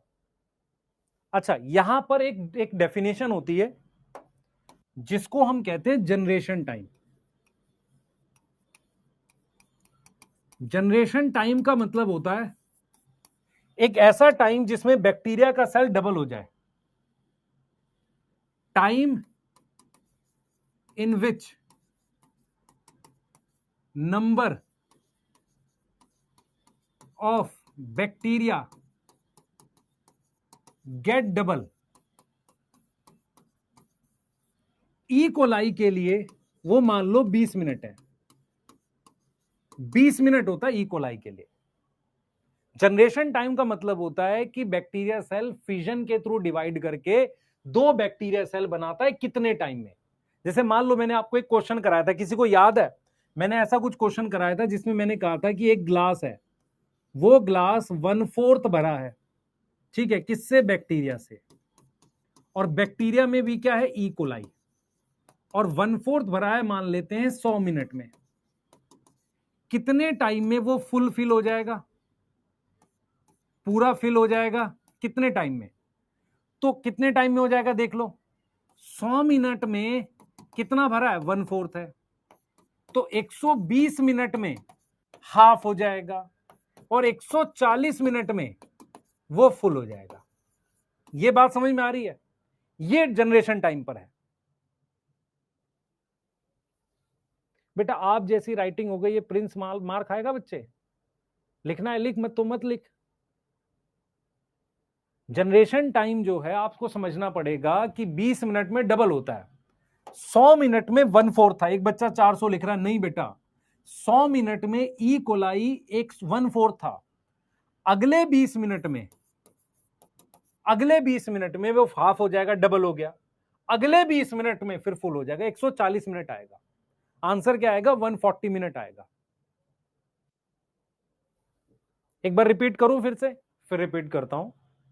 आपको समझना पड़ेगा, हम पढ़ रहे हैं asexual reproduction in favourable condition. उसमें सबसे पहले हम बात कर रहे हैं किसकी? फिजन की। फिजन क्या होता है? हमारे पास ये बैक्टीरिया सेल है, ये इसका मीजोजोम है, उससे न्यूक्लियोइड अटैच होता है। पहले न्यूक्लियोइड डबल होते हैं, फिर मीजोजोम डबल होते हैं, फिर सेल डिवाइड करके दो सेल बन जाता है। तो इसको हम क्या बोल रहे हैं? फिजन बोल रहे हैं। इसमें किसने हेल्प करी? मीजोजोम ने। फिर हमने बोला एक टाइम होता है जिसमें कोई भी सेल डबल हो जाए, उसको हम कहते हैं, बैक्टीरिया सेल डबल हो जाए उसको कहते हैं generation time. Generation time molecular genetics में 20 मिनट दे रखा है ई कोलाई का। मान लो एक क्वेश्चन दे दिया मैंने, ये क्वेश्चन है बेटा, ये क्वेश्चन है जिसमें ग्लास 1/4 भरा है 100 मिनट में, ई कोलाई का 1/4 भरा है। अब 1/4 भरा है 100 मिनट में और 20 मिनट में चीज डबल हो रही है, तो 1/4 का डबल क्या होगा? हाफ। हाफ का डबल फुल। तो 20-20 मिनट ऐड करते जाओ, तो 120 मिनट में हाफ हो जाएगा, 140 मिनट में फुल हो जाएगा। ये किया हमने। यहां तक समझ में आ रहा है कि नहीं आ रहा? यहां तक समझ आ रहा है कि नहीं आ रहा? पहले बताओ।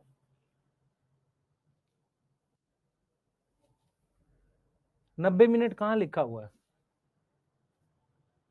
अरे भाई 90 मिनट तो ईस्ट का दे रखा है, वो उसका यहां से क्या लेना देना है? उसका यहां से क्या लेना देना है?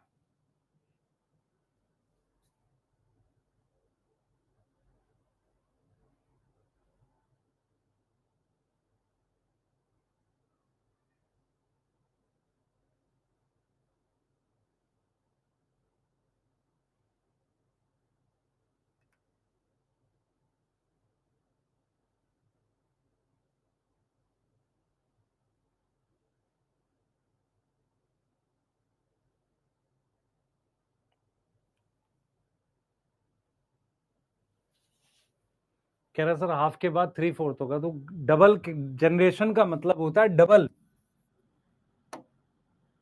डबल भाई डबल। क्वेश्चन दे देता हूं तुझे, मुझे बता। एक बैक्टीरिया है, उसका जनरेशन टाइम दे रखा है, 2 मिनट मान लो।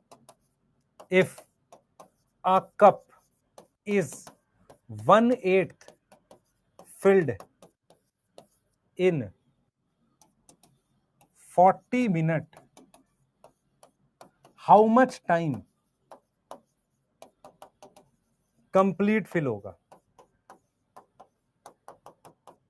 अब बताओ 1/8 है कितने टाइम में? 40 मिनट में, और 2 मिनट में डबल होता है, तो 2 मिनट में कितना हो जाएगा बताओ? 1/4 हो जाएगा, तो कितना हो गया? 42 मिनट। फिर 2 मिनट में 1/2 हो गया, कितना आ गया? 44 मिनट। फिर 2 मिनट में फुल हो गया, कितना आ गया? 46 मिनट। अब भी नहीं आया बेटा, तू फिजिक्स कैसे पढ़ता है फिर बता? अब भी नहीं आया तो फिर फिजिक्स कैसे पढ़ता है?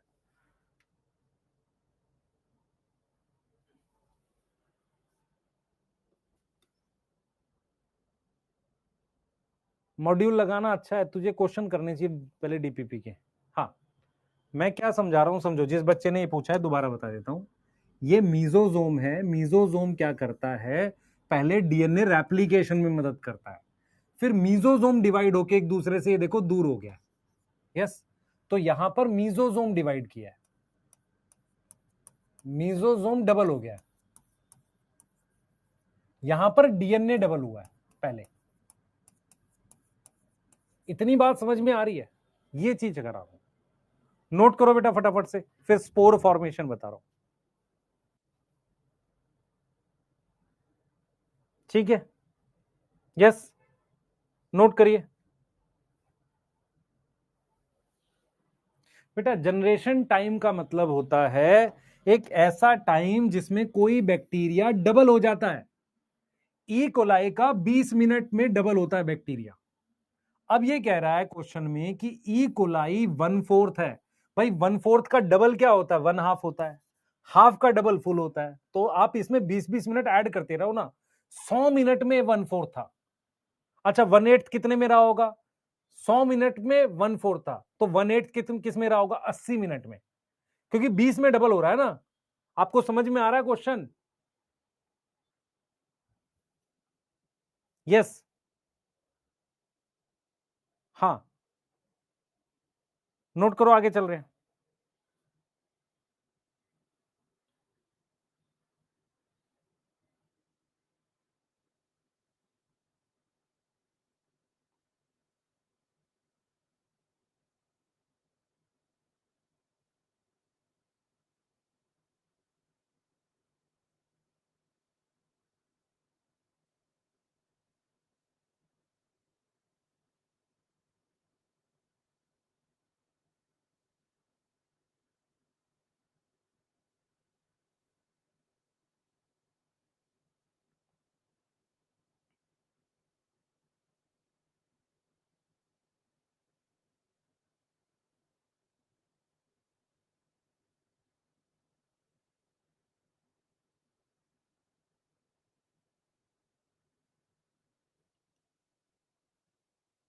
बेटा प्लीज लिख लो।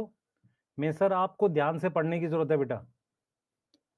हाँ, प्लीज आप पहले क्वेश्चन समझने की कोशिश करो, नहीं तो फंस जाओगे आप लोग।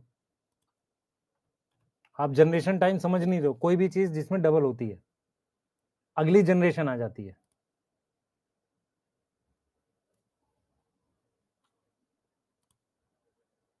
जल्दी बनाओ बेटा,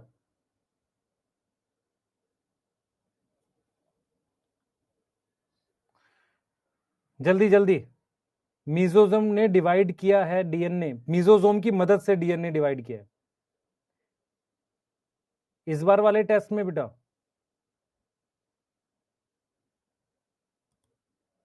मोनरा आ रहा होगा, पता नहीं, माइनर है ना, मोनरा ही होगा।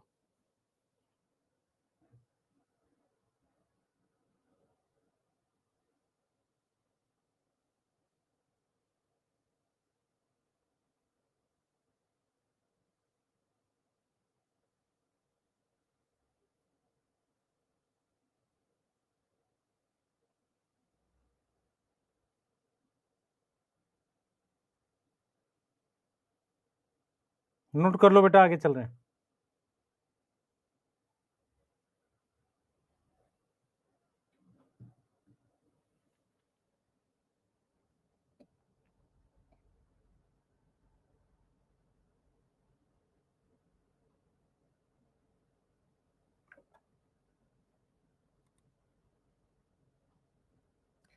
बेटा लास्ट क्वेश्चन ये है कि एक बैक्टीरिया जो है जिसका जनरेशन टाइम वो 2 मिनट में डबल होता है, वो 40 मिनट में 1/8 था, तो अगले 2 मिनट में 1/4 हो जाएगा, फिर उसके अगले 2 मिनट में क्या हो जाएगा, आप बताओ।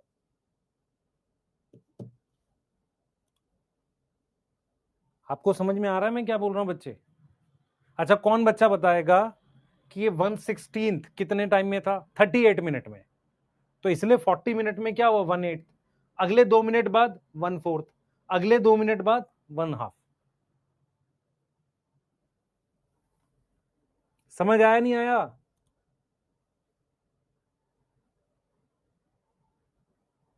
चले?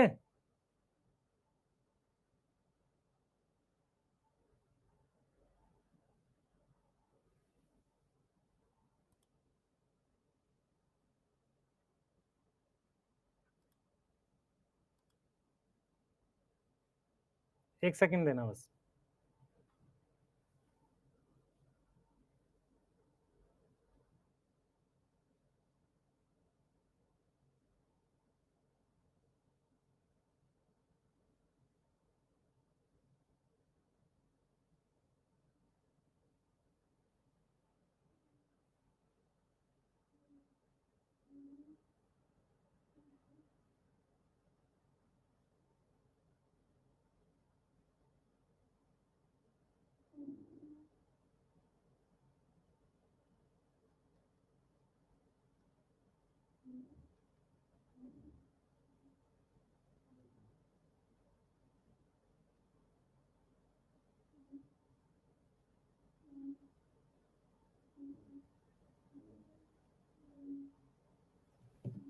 चलिए नेक्स्ट चलते हैं। अब पहले समझने की कोशिश करो, आपके लिए बहुत इंपॉर्टेंट है ये जो मैं टॉपिक बता रहा हूं।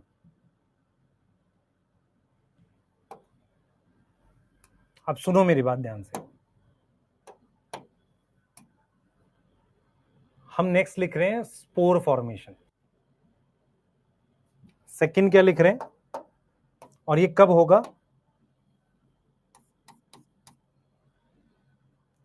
सेकंड लिख रहे हैं स्पोर फॉर्मेशन, और ये कब होगा? कब होगा? अनफेवरेबल कंडीशन में।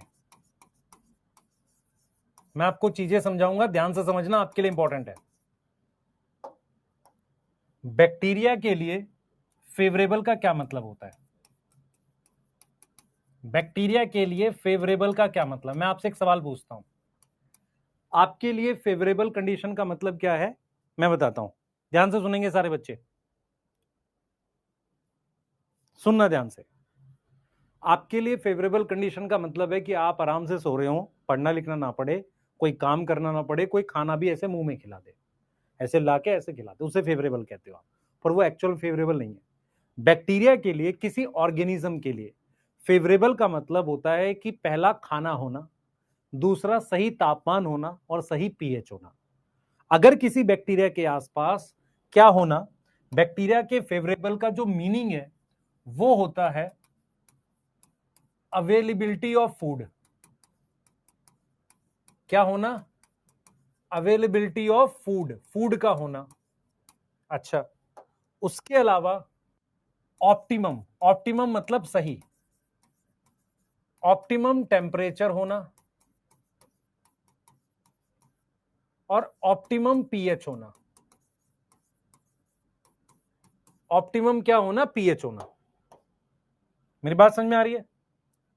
बैक्टीरिया के लिए फेवरेबल का मतलब क्या है? हमारे पास खाना होना, टेम्परेचर होना और ऑप्टिमम पीएच होना, ये तीन चीजें होती हैं। आपने कितने लोगों ने एक टेक्निक सुनी है जिसे हम कहते हैं पास्चुराइजेशन?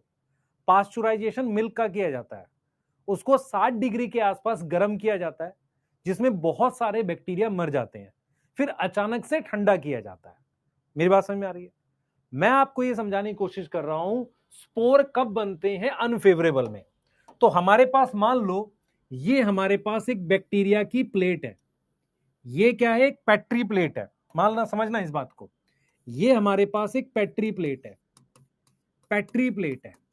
अब क्या है, इसमें कई बैक्टीरिया की कॉलोनी है।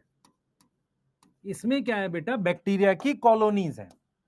किसकी कॉलोनीज है? बैक्टीरिया की कॉलोनीज है। आप समझना, बैक्टीरिया की कॉलोनीज है।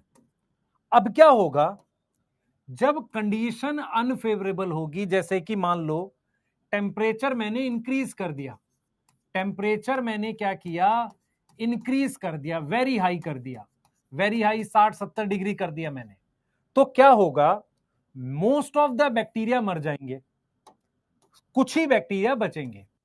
हम यहां पर लिखेंगे मोस्ट बैक्टीरिया मर गए, मोस्ट बैक्टीरिया किल्ड, बहुत सारे बैक्टीरिया मर जाएंगे, ओनली कुछ सरवाइव करेंगे। और जो सरवाइव करे, उन्होंने क्या किया, जो सरवाइव करे, जैसे ये सरवाइव करे, तो इन्हों जो सरवाइव करे उन्होंने क्या किया, एक स्पोर बना लिया, एक स्पोर लाइक स्ट्रक्चर बना लिया। क्या बना लिया? एक स्पोर लाइक स्ट्रक्चर फॉर्म कर लिया, जो सरवाइव कर जाता है अनफेवरेबल कंडीशन में। आप समझो ध्यान से, मैं क्या समझा रहा हूं आपको, मैं आपको ये समझा रहा हूं कि जैसे अर्थ पर तापमान वगैरह बदलता रहा है, बैक्टीरिया हजारों लाखों सालों से सरवाइव कैसे कर रहे हैं। कुछ ऐसे बैक्टीरिया होते हैं जो हार्मफुल कंडीशन में, हार्मफुल मतलब जो अनफेवरेबल कंडीशन, मतलब जब खाना खत्म हो जाए, तापमान बहुत ज्यादा हो, पीएच नॉर्मल ना हो, वहां पर वो एक खास तरह का स्ट्रक्चर बना लेते हैं जिसे स्पोर कहते हैं। मैं आपको दिखाता हूं कैसे। जैसे मान लो ये आपके पास एक बैक्टीरिया है, ठीक है, ये इसकी प्लाज्मा मेम्ब्रेन है, ये इसकी क्या है, प्लाज्मा मेम्ब्रेन है, समझना इस बात को, ये इसकी प्लाज्मा मेम्ब्रेन है। अब क्या हुआ है, ये इसका न्यूक्लियोइड है। अब क्या हुआ कि मान लेते हैं अचानक से टेम्परेचर बहुत हाई हो गया, मान लेते हैं टेम्परेचर बढ़ के 60 से 70 डिग्री सेल्सियस हो गया। इस बैक्टीरिया ने क्या किया, इस बैक्टीरिया ने क्या किया, एक ऐसा स्ट्रक्चर बना लिया जहां पर उसने बहुत कम स्पेस में इस न्यूक्लियोइड को रख लिया और बाकी की जगह को हार्ड कर दिया। ये पूरी चीज हार्ड कर दी। ऐसे स्ट्रक्चर को हम कहते हैं स्पोर। ये वाले स्ट्रक्चर को हम क्या बोल देते हैं, स्पोर। ये स्पोर बन गया। मेरी बात समझो ध्यान से, उसने क्या किया, और या इसको एक और नाम दे देते हैं एंडोस्पोर, एंडोस्पोर। अब क्या होगा, जब दोबारा से फेवरेबल कंडीशन आएगी, दोबारा से कैसी कंडीशन आएगी, फेवरेबल, तो ये स्ट्रक्चर ऐसे खुल जाएगा और इसमें से ये रिलीज हो जाएगा, ये रिलीज हो जाएगा। तो मैं आपको ये समझाने की कोशिश कर रहा हूं बेटा यहां पर कि ऐसे ये जो स्पोर है ये सरवाइव करता है थाउजेंड्स ऑफ ईयर तक, survive for thousands of year. एक बार रिपीट कर दूं फिर से, एक बार रिपीट कर दूं फिर से, स्पोर क्या होता है फिर से सुनो ध्यान से। क्या होता है बेटा, जब हम तापमान बढ़ाते हैं तो बहुत सारे बैक्टीरिया मर जाते हैं। कुछ स्पीशीज बैक्टीरिया की ऐसी है जो एक खास तरह का स्ट्रक्चर बनाते हैं, वो न्यूक्लियोइड के अराउंड थोड़ा सा साइटोप्लाज्म लगा लेते हैं और उसके अंदर डीएनए प्रेजेंट होता है। वो जो स्ट्रक्चर होता है और उसके बाहर मोटी दीवार बना लेते हैं, उस स्ट्रक्चर को स्पोर या एंडोस्पोर कहते हैं। जब फेवरेबल कंडीशन आती है तो स्पोर रिलीज हो जाता है, तब तक वो हजारों साल तक ऐसे पड़ा रहता है, ऐसा पॉसिबल है। और मेरे पास कुछ ऐसे जीनस हैं, कुछ ऐसे जीनस हैं जिनका नाम है क्लॉस्ट्रीडियम और बैसिलस। ये क्या करते हैं, ये स्पोर फॉर्मेशन करते हैं, इनमें हमें स्पोर फॉर्मेशन देखी जाती है। मैं इसको रिलेट भी कर रहा था किससे, पास्चुराइजेशन से, बता देता हूं फिर रिपीट करूंगा। नॉर्मली क्या होता है, बैक्टीरिया मान लो 30, 35, 40 डिग्री पे सर्वाइव करते हैं जिसपे हम जिंदा रहते हैं। तापमान अगर 60-70 डिग्री कर दूं तो बहुत सारे बैक्टीरिया मर जाते हैं। इस कंडीशन को हम अनफेवरेबल कंडीशन कहते हैं। इतनी बात समझ में आ रही है? इस कंडीशन को हम क्या कहते हैं, अनफेवरेबल कंडीशन। बहुत सारा बैक्टीरिया मर जाता है। कुछ बैक्टीरिया ऐसा होता है जो अपने बाहर एक मोटी दीवार बनाकर अंदर कम जगह में रुक जाता है, उसे कहते हैं स्पोर। स्पोर क्यों कह रहे हैं, क्योंकि स्ट्रक्चर खुल के देख रहे हो, स्पोर रिलीज हो रहा है। अब ये स्पोर हजारों साल तक जिंदा रह सकता है। जब कंडीशन ठीक होगी वापसी ये रिलीज होके बैक्टीरिया बना देगा। अब क्या ये रिप्रोडक्शन है? एक तरीके से नहीं है, पर ये एक तरीके से जिंदा बचने का तरीका अनफेवरेबल में। क्या सारे बैक्टीरिया स्पोर बनाते? नहीं। अगर सारे बैक्टीरिया स्पोर बना सकते होते तो हाई टेम्परेचर पे बैक्टीरिया को नहीं मार सकते। तो जो 60 से 70 डिग्री पे हम दूध को गर्म करते हैं, उससे क्या होता है, स्पोर फॉर्मेशन जिनमें हो रही है उनको छोड़ के बाकी सारे बैक्टीरिया मर जाते हैं। तो क्लॉस्ट्रीडियम और बैसिलस लाइक शेप के जो बैक्टीरिया हैं, क्लॉस्ट्रीडियम और बैसिलस जीनस के बैक्टीरिया, वो स्पोर फॉर्मेशन करते हैं। क्योंकि स्पोर अंदर बन रहा है। स्पोर दो तरीके से बन सकता है, ये अंदर बना है, इसको हम एंडोस्पोर भी कहते हैं। इसमें क्या हुआ है बेटा, बाहर थिक वॉल है, आउटसाइड मेरे पास ये थिक वॉल है। पहले इनके नाम भी पढ़ाते थे, अब नाम नहीं पढ़ने। तो सबसे पहले आपको समझना है व्हाट इज स्पोर। स्पोर कब बनता है? अनफेवरेबल कंडीशन में। कौन से बैक्टीरिया बनाते हैं? Bacillus Clostridium. स्पोर क्या होता है? अनफेवरेबल कंडीशन में बैक्टीरिया को जिंदा रखता है। कितने समय तक? थाउजेंड्स ऑफ ईयर तक जिंदा रख सकता है। यहां तक समझ में आ रहा है?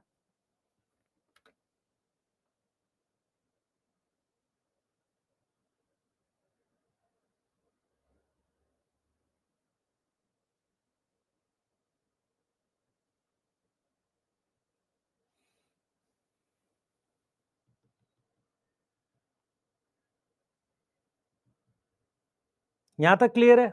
अब देखो एनसीईआरटी क्या लिखती है, पहले समझो। एनसीईआरटी क्या लिखती है समझो। Bacteria reproduce mainly by binary fission, ठीक है। Some time under unfavourable conditions they produce spores, they also reproduce by sexual reproduction. ये हम करेंगे। तो देख रहे हो अंडर अनफेवरेबल कंडीशन क्या बना रहा है? स्पोर।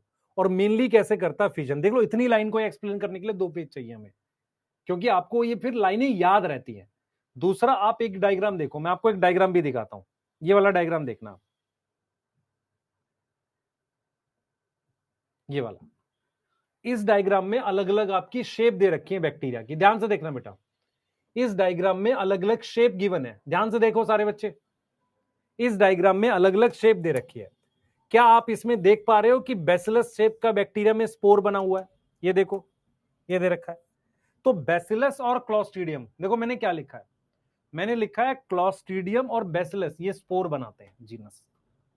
अब समझ में आ रहा है कि नहीं आ रहा? अब समझ में आ रहा है कि नहीं आ रहा?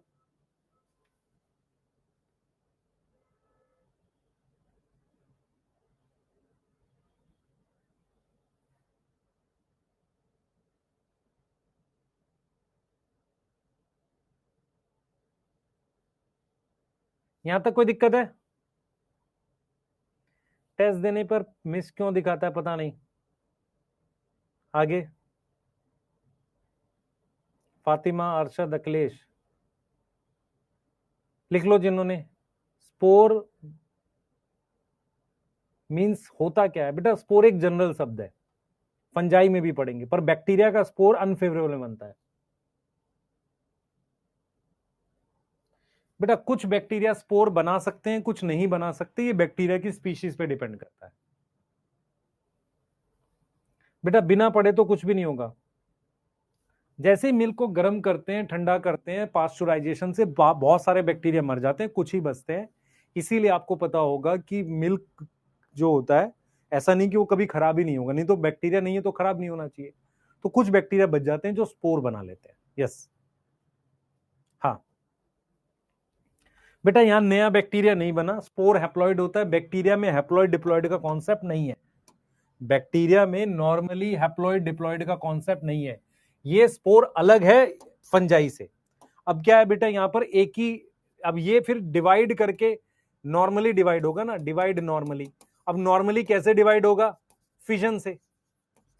आपको समझ में आ रहा है? तो रिप्रोडक्शन तो फिजन से ही होती है, पर स्पोर में वो अनफेवरेबल कंडीशन में सर्वाइव करता है। यहां तक बनाओ।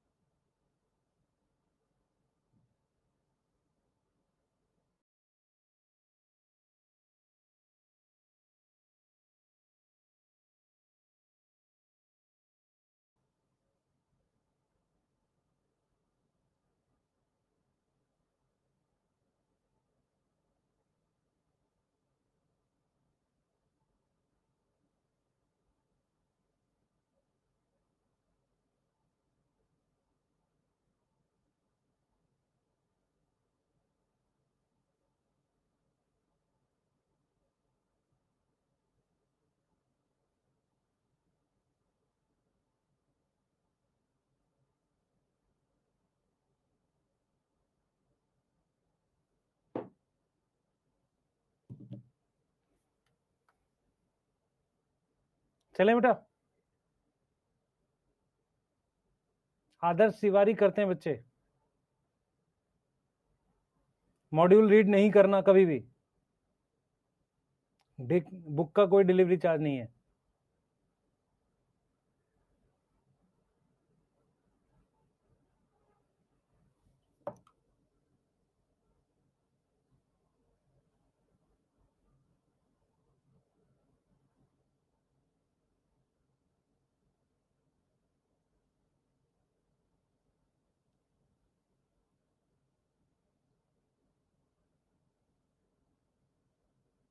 चलें, चलो आ जाओ। अब आते हैं हम लोग सेक्सुअल रिप्रोडक्शन में। सुनना ध्यान से, जो मैं पढ़ाने जा रहा हूं उसको समझो। टॉपिक का नाम है सेक्सुअल रिप्रोडक्शन इन मोनेरा। कितने लोगों को पता है कि ह्यूमन में जब सेक्सुअल रिप्रोडक्शन होती है तो गैमेट बनता है, जाइगोट बनता है? ये तो पता है कि नहीं पता? अब सबसे पहले इंपॉर्टेंट पॉइंट समझो, क्या है सेक्सुअल रिप्रोडक्शन मोनेरा में। हमारे पास अगर हम फीचर की बात करें कि some primitive method of DNA transfer, मतलब एक बैक्टीरिया में कहीं और से डीएनए आता है, from one bacteria to other, एक बैक्टीरिया से दूसरे में हमारे पास क्या आता है? डीएनए ट्रांसफर आता है। यहां तक समझ में आ रही है? यहां तक समझ में आ रही है बेटा?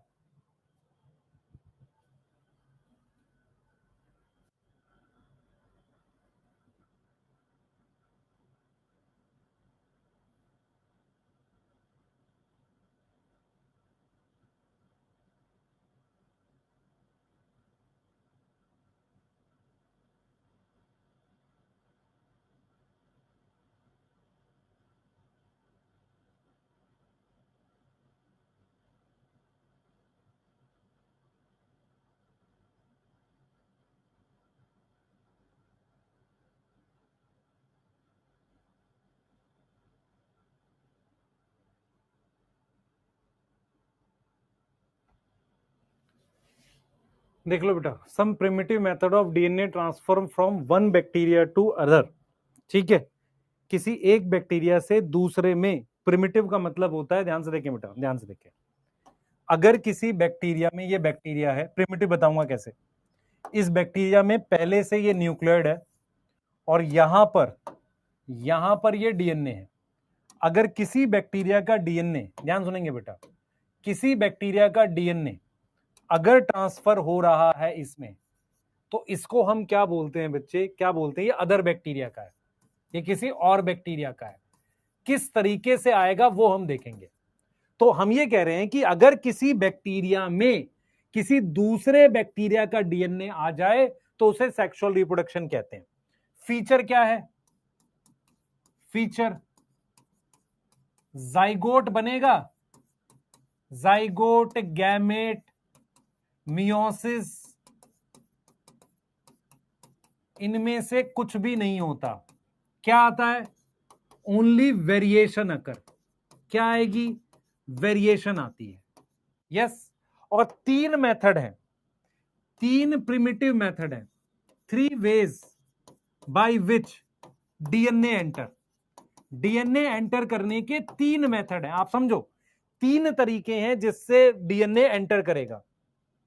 एक है ट्रांसफॉर्मेशन, दूसरा है कॉन्जुगेशन। सर ये दो हमारे सिलेबस में बिल्कुल है, प्लाज्मिड है तो ये दो हैं हमारे पास। और तीसरा है ट्रांसडक्शन। ट्रांसफॉर्मेशन का मतलब है डीएनए फ्रॉम मीडियम एंटर करता है, एंटर इनटू बैक्टीरिया।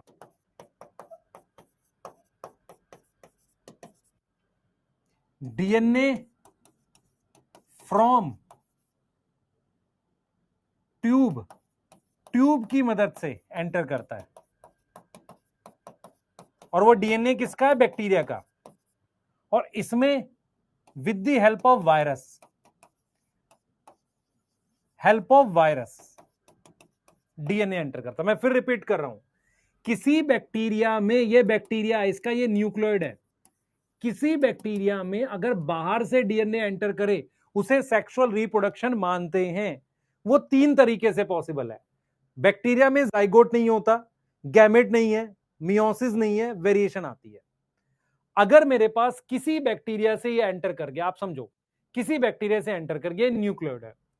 3 वे हैं जिसके थ्रू डीएनए एंटर करता है। पहला है ट्रांसफॉर्मेशन, पहला क्या है? ट्रांसफॉर्मेशन।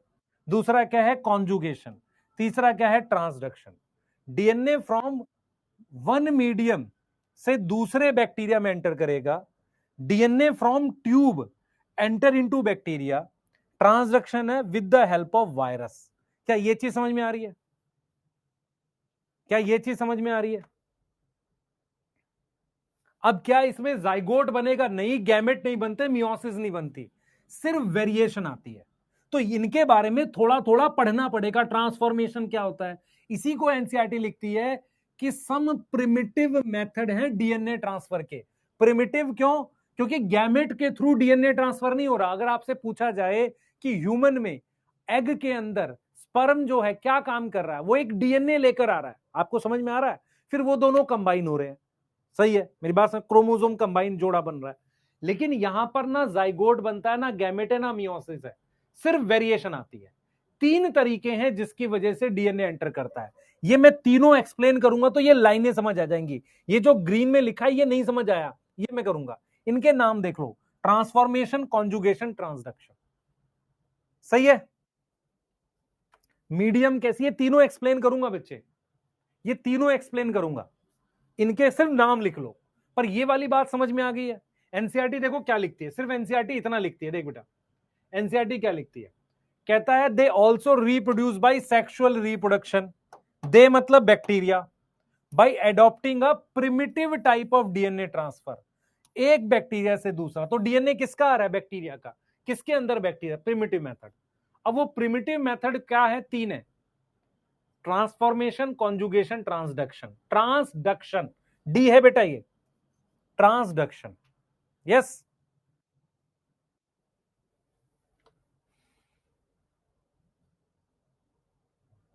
ट्रांसडक्शन क्या है, ट्रांसफॉर्मेशन क्या है, कॉन्जुगेशन क्या है, अगली स्लाइड में पढ़ा रहा हूं। पहले इनको नोट तो कर लो, अगली स्लाइड में डिटेल पढ़ा रहा हूं। बैक स्लाइड में कुछ लिखा ही नहीं तो क्या देखेगा? बैक स्लाइड में क्या लिखा है बेटा मैंने? ये तो लिख लिया तूने, ये है, उसके बाद ये है। सबसे पहले ट्रांसफॉर्मेशन बताऊंगा, फिर यस जल्दी।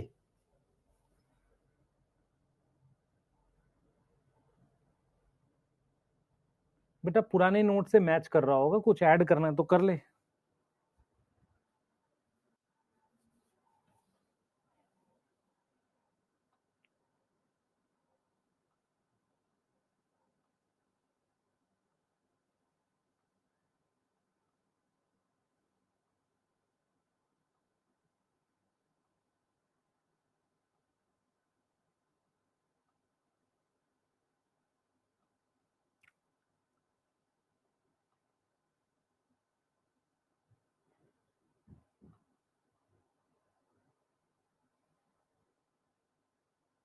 लिख लो बेटा, इतना आगे चले।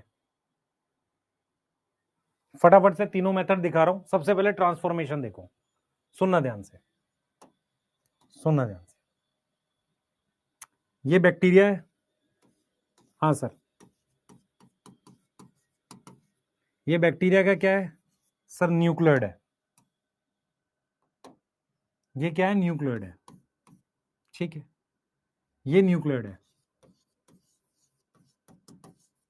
और ये किसी दूसरे बैक्टीरिया का डीएनए है। आपको समझ में आ रहा है? ये डीएनए है दूसरे बैक्टीरिया का।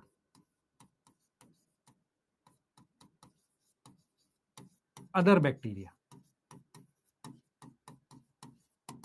अब ये इसमें एंटर कर गया ऐसे, तो ये जो है बेटा ये इसमें एंटर करेगा। आपको समझ में आ रहा है नहीं आ रहा है ये बात?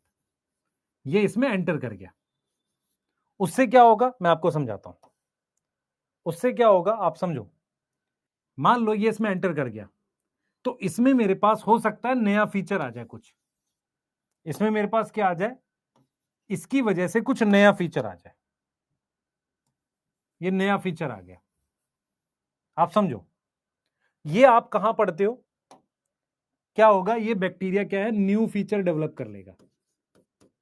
What is transformation? आप सोचो, पहले इस वर्ड को पढ़ो, इस वर्ड को पढ़ो पहले ध्यान से। ट्रांसफॉर्मेशन, कुछ नया बनना। ये आपने कहां पढ़ा है? इसका एग्जांपल है ग्रिफिथ का एक्सपेरिमेंट।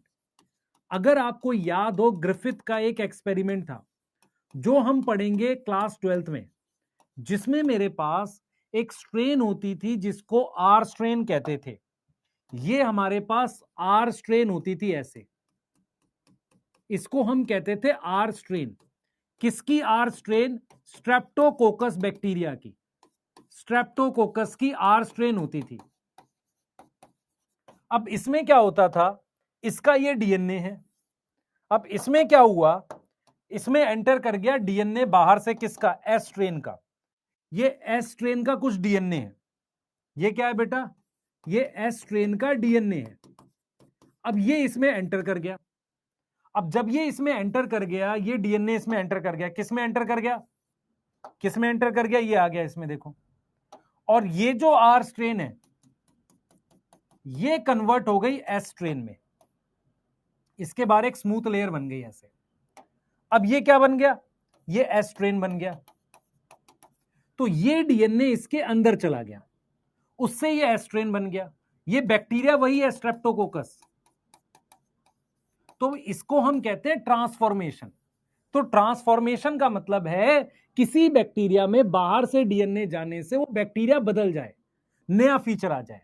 ये ग्रिफिथ का एक्सपेरिमेंट हम पढ़ते हैं, उसमें एक बैक्टीरिया होता है जिसका नाम स्ट्रेप्टोकोकस है। उसकी आर स्ट्रेन होती है, आर रफ। उसमें एस स्ट्रेन का डीएनए एंटर कर गया, उससे मेरे पास ये एक म्यूकस का कोट बन गया। किसका कोट बन गया? म्यूकस का कोट बन गया, एक्स्ट्रा आ गया। ये एस स्ट्रेन है, तो आर एस में बदल गया, इसलिए इसको कह रहे हैं ट्रांसफॉर्मेशन। आया समझ? समझ आया नहीं आया? मीडियम क्यों लिख रहे हैं बेटा? क्योंकि ये काम, ये बैक्टीरिया बाहर किसी लिक्विड में है ना।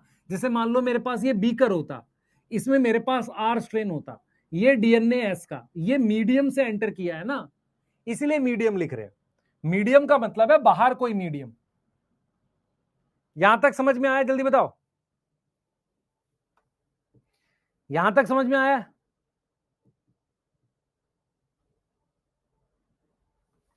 एक बार रिपीट कर रहा हूं, सुनो ध्यान से। ट्रांसफॉर्मेशन, आपने मूवी भी देखी है। ट्रांसफॉर्मेशन मतलब बदल जाना। ये एक बैक्टीरिया है, इसमें बाहर से डीएनए गया, तो क्या जीनोटाइप बदला? जीनोटाइप मतलब जीन ऐड हुई, हाँ हुई। फिनोटाइप बदला, कुछ नया कैरेक्टर आया। तो देखो क्या हुआ, ग्रिफिथ का एक्सपेरिमेंट है, उसमें एक बैक्टीरिया होता है आर स्ट्रेन, स्ट्रेप्टोकोकस बैक्टीरिया का आर, रफ रफ कहते हैं उसे। उसमें एस स्ट्रेन का डीएनए एंटर कर गया, किसके अंदर? आर के अंदर। उससे क्या हुआ, ये जो आर स्ट्रेन है इसके बाहर एक लेयर बन गई। किसकी वजह से बनी है बेटा? इस डीएनए की वजह से। इस डीएनए की वजह से लेयर बन गई, इसको हमने क्या बोला? S strain. क्लियर है? इसको हमने क्या बोला? S strain. यहां तक कोई दिक्कत है?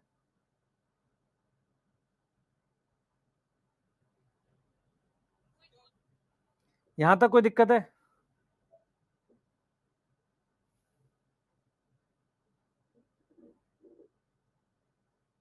यहां तक कोई दिक्कत है? जल्दी बताओ बेटा।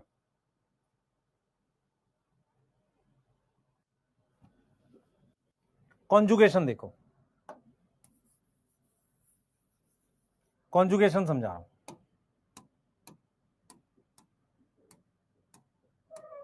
देखो कॉन्जुगेशन क्या है। अब कॉन्जुगेशन कैसे अलग है जरा समझो। अच्छा, इन सब में कॉमन चीज क्या है? एक बैक्टीरिया में दूसरे बैक्टीरिया का डीएनए आना, यही कॉमन है। कॉन्जुगेशन देखो क्या है। मान लो आपके पास ये बैक्टीरिया है, ठीक है सर। इस बैक्टीरिया में न्यूक्लियोइड है, सही है सर। अब ये मेरे पास क्या है, प्लाज्मिड है, ये मेरे पास क्या है, प्लाज्मिड है। इस प्लाज्मिड की वजह से यहां पर पिलाई बनी हुई है ये, यस। अब ये प्लाज्मिड कौन सा है, ये इसका नाम है एफ प्लाज्मिड। क्या नाम है, एफ प्लाज्मिड। तो इस पिलाई का क्या नाम होगा, याद करो, इसको हमने नाम दिया था सेक्स पिलाई। अब एक और बैक्टीरिया बना देते हैं, ये एक और बैक्टीरिया है। अब इसमें न्यूक्लियोइड है ये रहा,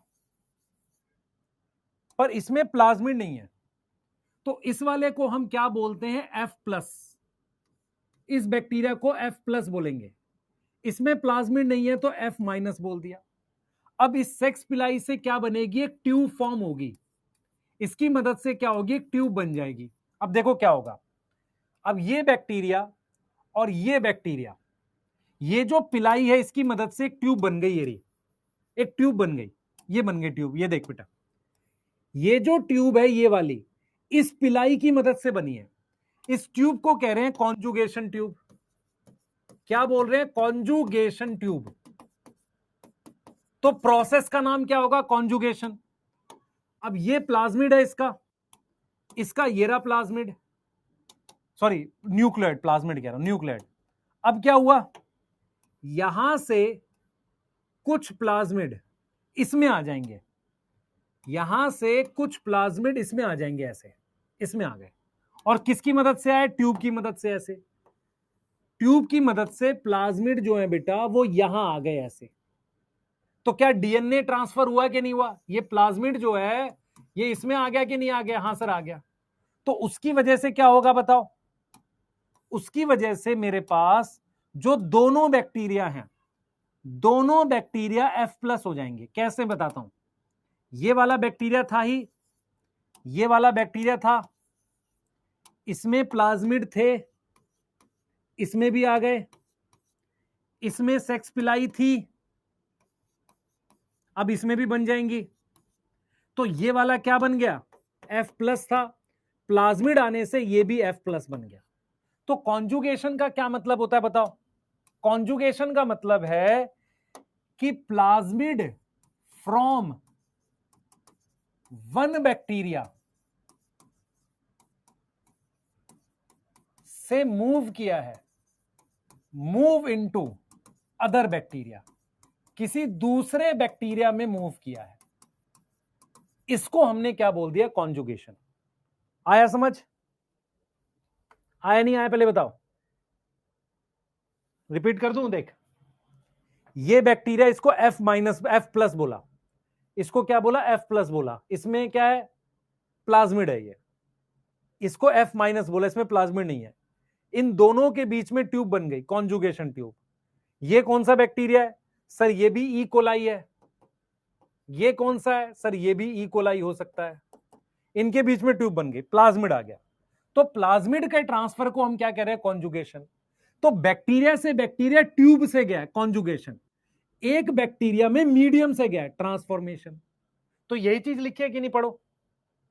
अगर मीडियम से गया है, सही है, ट्रांसफॉर्मेशन, ट्यूब से गया है तो क्या है, कॉन्जुगेशन। अब ट्रांसडक्शन देखते हैं, ये बना लो, ट्रांसडक्शन बता देता हूं, लास्ट है वो, जल्दी बनाओ।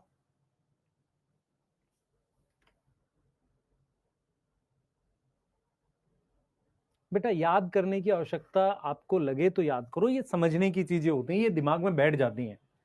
हाँ, ये ऐसा नहीं कि रटना पड़ेगा।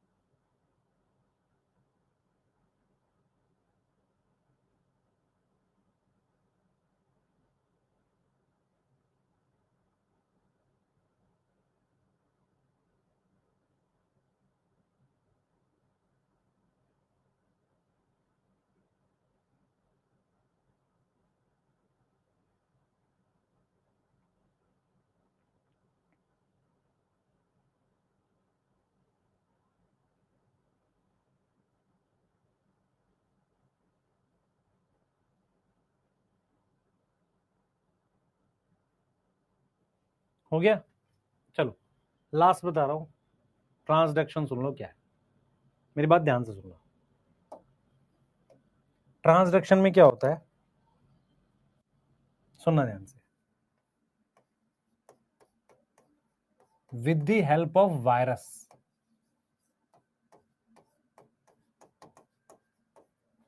हमारे पास डीएनए फ्रॉम वन बैक्टीरिया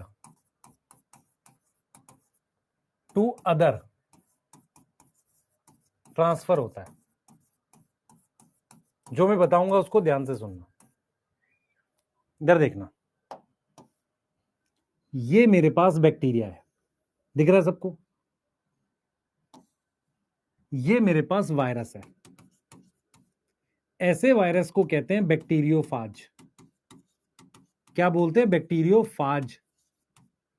अब इस वायरस ने इसको बैक्टीरिया को अटैक किया, इसने क्या किया? इसको अटैक किया, सही है? तो वायरस ने क्या किया? वायरस ने इन्फेक्ट किया बैक्टीरिया को, और वायरस का जेनेटिक मटेरियल एंटर कर गया। ये वायरस का जो जेनेटिक मटेरियल है ये एंटर कर गया, वायरस का जेनेटिक मटेरियल एंटर। यहां तक कोई दिक्कत है? नहीं होनी चाहिए। अब जब वायरस का जेनेटिक मटेरियल एंटर करेगा ना, तो जो बैक्टीरिया का न्यूक्लियोइड है ये रहा, ये इसको ये तोड़ देगा। तो हमारे पास क्या होगा? ये न्यूक्लियोइड टूट गया ऐसे, और इसने कंट्रोल कर लिया सेल को। ये जो वायरस का जेनेटिक मटेरियल, इसने बैक्टीरिया को कंट्रोल कर लिया। तो वायरस के जेनेटिक मटेरियल ने किसको कंट्रोल कर लिया? कंट्रोल कर लिया बैक्टीरिया के सेल को। यहां तक कोई दिक्कत है? बैक्टीरियल सेल को कंट्रोल कर लिया। अब सुनना मेरी बात ध्यान से। अब क्या होगा? इसकी कॉपी बनेगी और फिर ये तोड़ के निकल जाएगा। किसकी कॉपी बनेगी?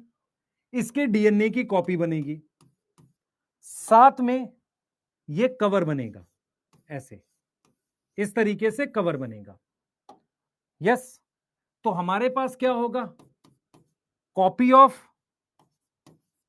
Virus genetic material form. इतनी बात समझ में आ रही है?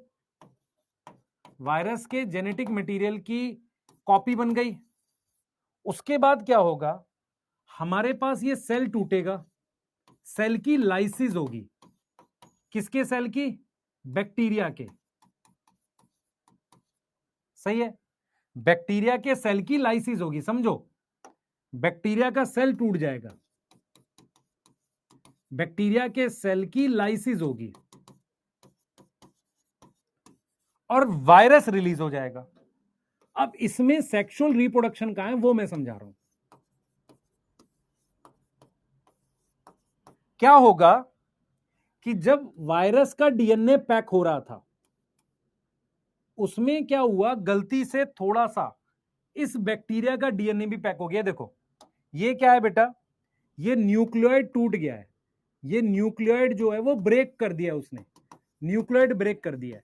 मैं ये कह रहा हूं कि जब ये इसको पैक कर रहा था तो थोड़ा सा इसने बैक्टीरिया का डीएनए भी पैक कर लिया। अब ये वाला जो वायरस है ना, ये वाला वायरस, इस वायरस के पास सम डीएनए ऑफ बैक्टीरिया भी है। इसके पास किसका डीएनए? बैक्टीरिया भी है। अगर ये अटैक करेगा, अटैक टू न्यू बैक्टीरिया, तो वहां पर डीएनए ट्रांसफर कर देगा। वहां पर क्या करेगा? Transfer of old bacteria DNA कर। इतनी बात समझ में आई? मैंने क्या पढ़ाया? मैंने पढ़ाया कि जो वायरस है, ध्यान सुनिए, ये वायरस है, ये बैक्टीरिया है, ये इसका न्यूक्लियोइड है, ये वायरस है। वायरस को हम कह रहे हैं बैक्टीरियोफाज। अब इसका डीएनए एंटर करता है और ये इसको तोड़ देता है न्यूक्लियोइड को। इसकी कॉपी बनती है। किसकी कॉपी बनती है? वायरस की। ये देखो, इसकी कॉपी बनेगी। इसने न्यूक्लियोइड तोड़ दिया। अब ये क्या है? ये जो जेनेटिक मटेरियल है वायरस का, ये कवर में पैक हो गया। गलती से थोड़ा सा डीएनए किसका पैक हो गया? ये न्यूक्लियोइड पैक हो गया। तो ये वाला जो वायरस है, अगर किसी बैक्टीरिया को दूसरे बैक्टीरिया को अटैक करेगा, वहां डीएनए डाल देगा। कुछ समझ में आया? बेटा कह रहा है कि ओल्ड बैक्टीरिया का डीएनए ट्रांसफर हो गया तो क्या हो गया, क्या डेफिनेशन लिखवाई है? Some primitive method of DNA transfer from one bacteria to other. ये वाली जो साइकिल है ये वायरस की साइकिल है, इसमें बैक्टीरिया का कुछ लेना देना नहीं है। लेकिन बाई मिस्टेक कुछ वायरस ऐसे बन जाएंगे जिसमें थोड़ा सा बैक्टीरिया का डीएनए आ जाएगा। वो वायरस अगर किसी दूसरे बैक्टीरिया को अटैक करेंगे उसमें पुराने बैक्टीरिया का डीएनए ट्रांसफर कर देंगे। मेरी बात समझो, फिर से समझो, मेरी बात समझो। मेरे पास ये बैक्टीरिया है, इसके ऊपर वायरस अटैक करता है, अपना डीएनए डालता है, कॉपी बनाता है और बैक्टीरिया का डीएनए तोड़ देता है। इतनी बात समझ में आ रही है? अब क्या होता है, जब वो अपनी कॉपी बनाता है वायरस, तो गलती से जो बैक्टीरिया का डीएनए तोड़ा, थोड़ा सा पीस उसका मतलब उसके अंदर ले आया अपने साथ, और जब वो नए बैक्टीरिया को अटैक करेगा, भाई ये वाले वायरस अटैक करेंगे तो सेम साइकिल चलती रहेगी। समझ में आ रहा है? क्योंकि इसमें तो डीएनए वायरस का है ना, ये तो वायरस का डीएनए है। डेफिनेशन क्या कहती है कि एक बैक्टीरिया का डीएनए दूसरे बैक्टीरिया में जाना चाहिए। तो ट्रांसडक्शन का मतलब क्या है? With the help of virus DNA from one bacteria transfer हो जाए किसी दूसरे में। यहां तक समझ में आया नहीं आया? बेटा वो बैक्टीरिया मर जाएगा नहीं बचेगा वो हमारा क्वेश्चन है ही नहीं। हमें क्या समझना है, हमें एक टॉपिक समझना है जिसमें हम पढ़ रहे हैं कि सेक्सुअल रिप्रोडक्शन बैक्टीरिया में होता है क्या? हाँ होता है। कैसे होता है? क्या गैमेट बनते हैं? नहीं। जाइगोट बनता है? नहीं। कुछ पुराने तरीके हैं कि किसी बैक्टीरिया में किसी दूसरे बैक्टीरिया का डीएनए आ जाए। कैसे आ जाएगा? कोई बैक्टीरिया मर गया, उसका डीएनए मीडियम में पड़ा था, वो चला जाए, ट्रांसफॉर्मेशन। ट्यूब बना ले दो बैक्टीरिया, कॉन्जुगेशन। एक वायरस है जो इन्फेक्शन करता है, वो गलती से क्या करे, किसी बैक्टीरिया का डीएनए ट्रांसफर कर दे। कुछ ये ऐसा है कि मान लो एक घर में एक चोर घुसा, उसने सारा सामान पैक किया, अब वो दूसरे घर में गया चोरी करने, पुराने घर का कुछ सामान वहां छोड़ाया। ऐसा है ये। तो हमें उस चोर से मतलब नहीं है, हमें उस सामान से मतलब है जो वो छोड़ के आया दूसरे घर में। समझ आ गया? अब समझ में आया?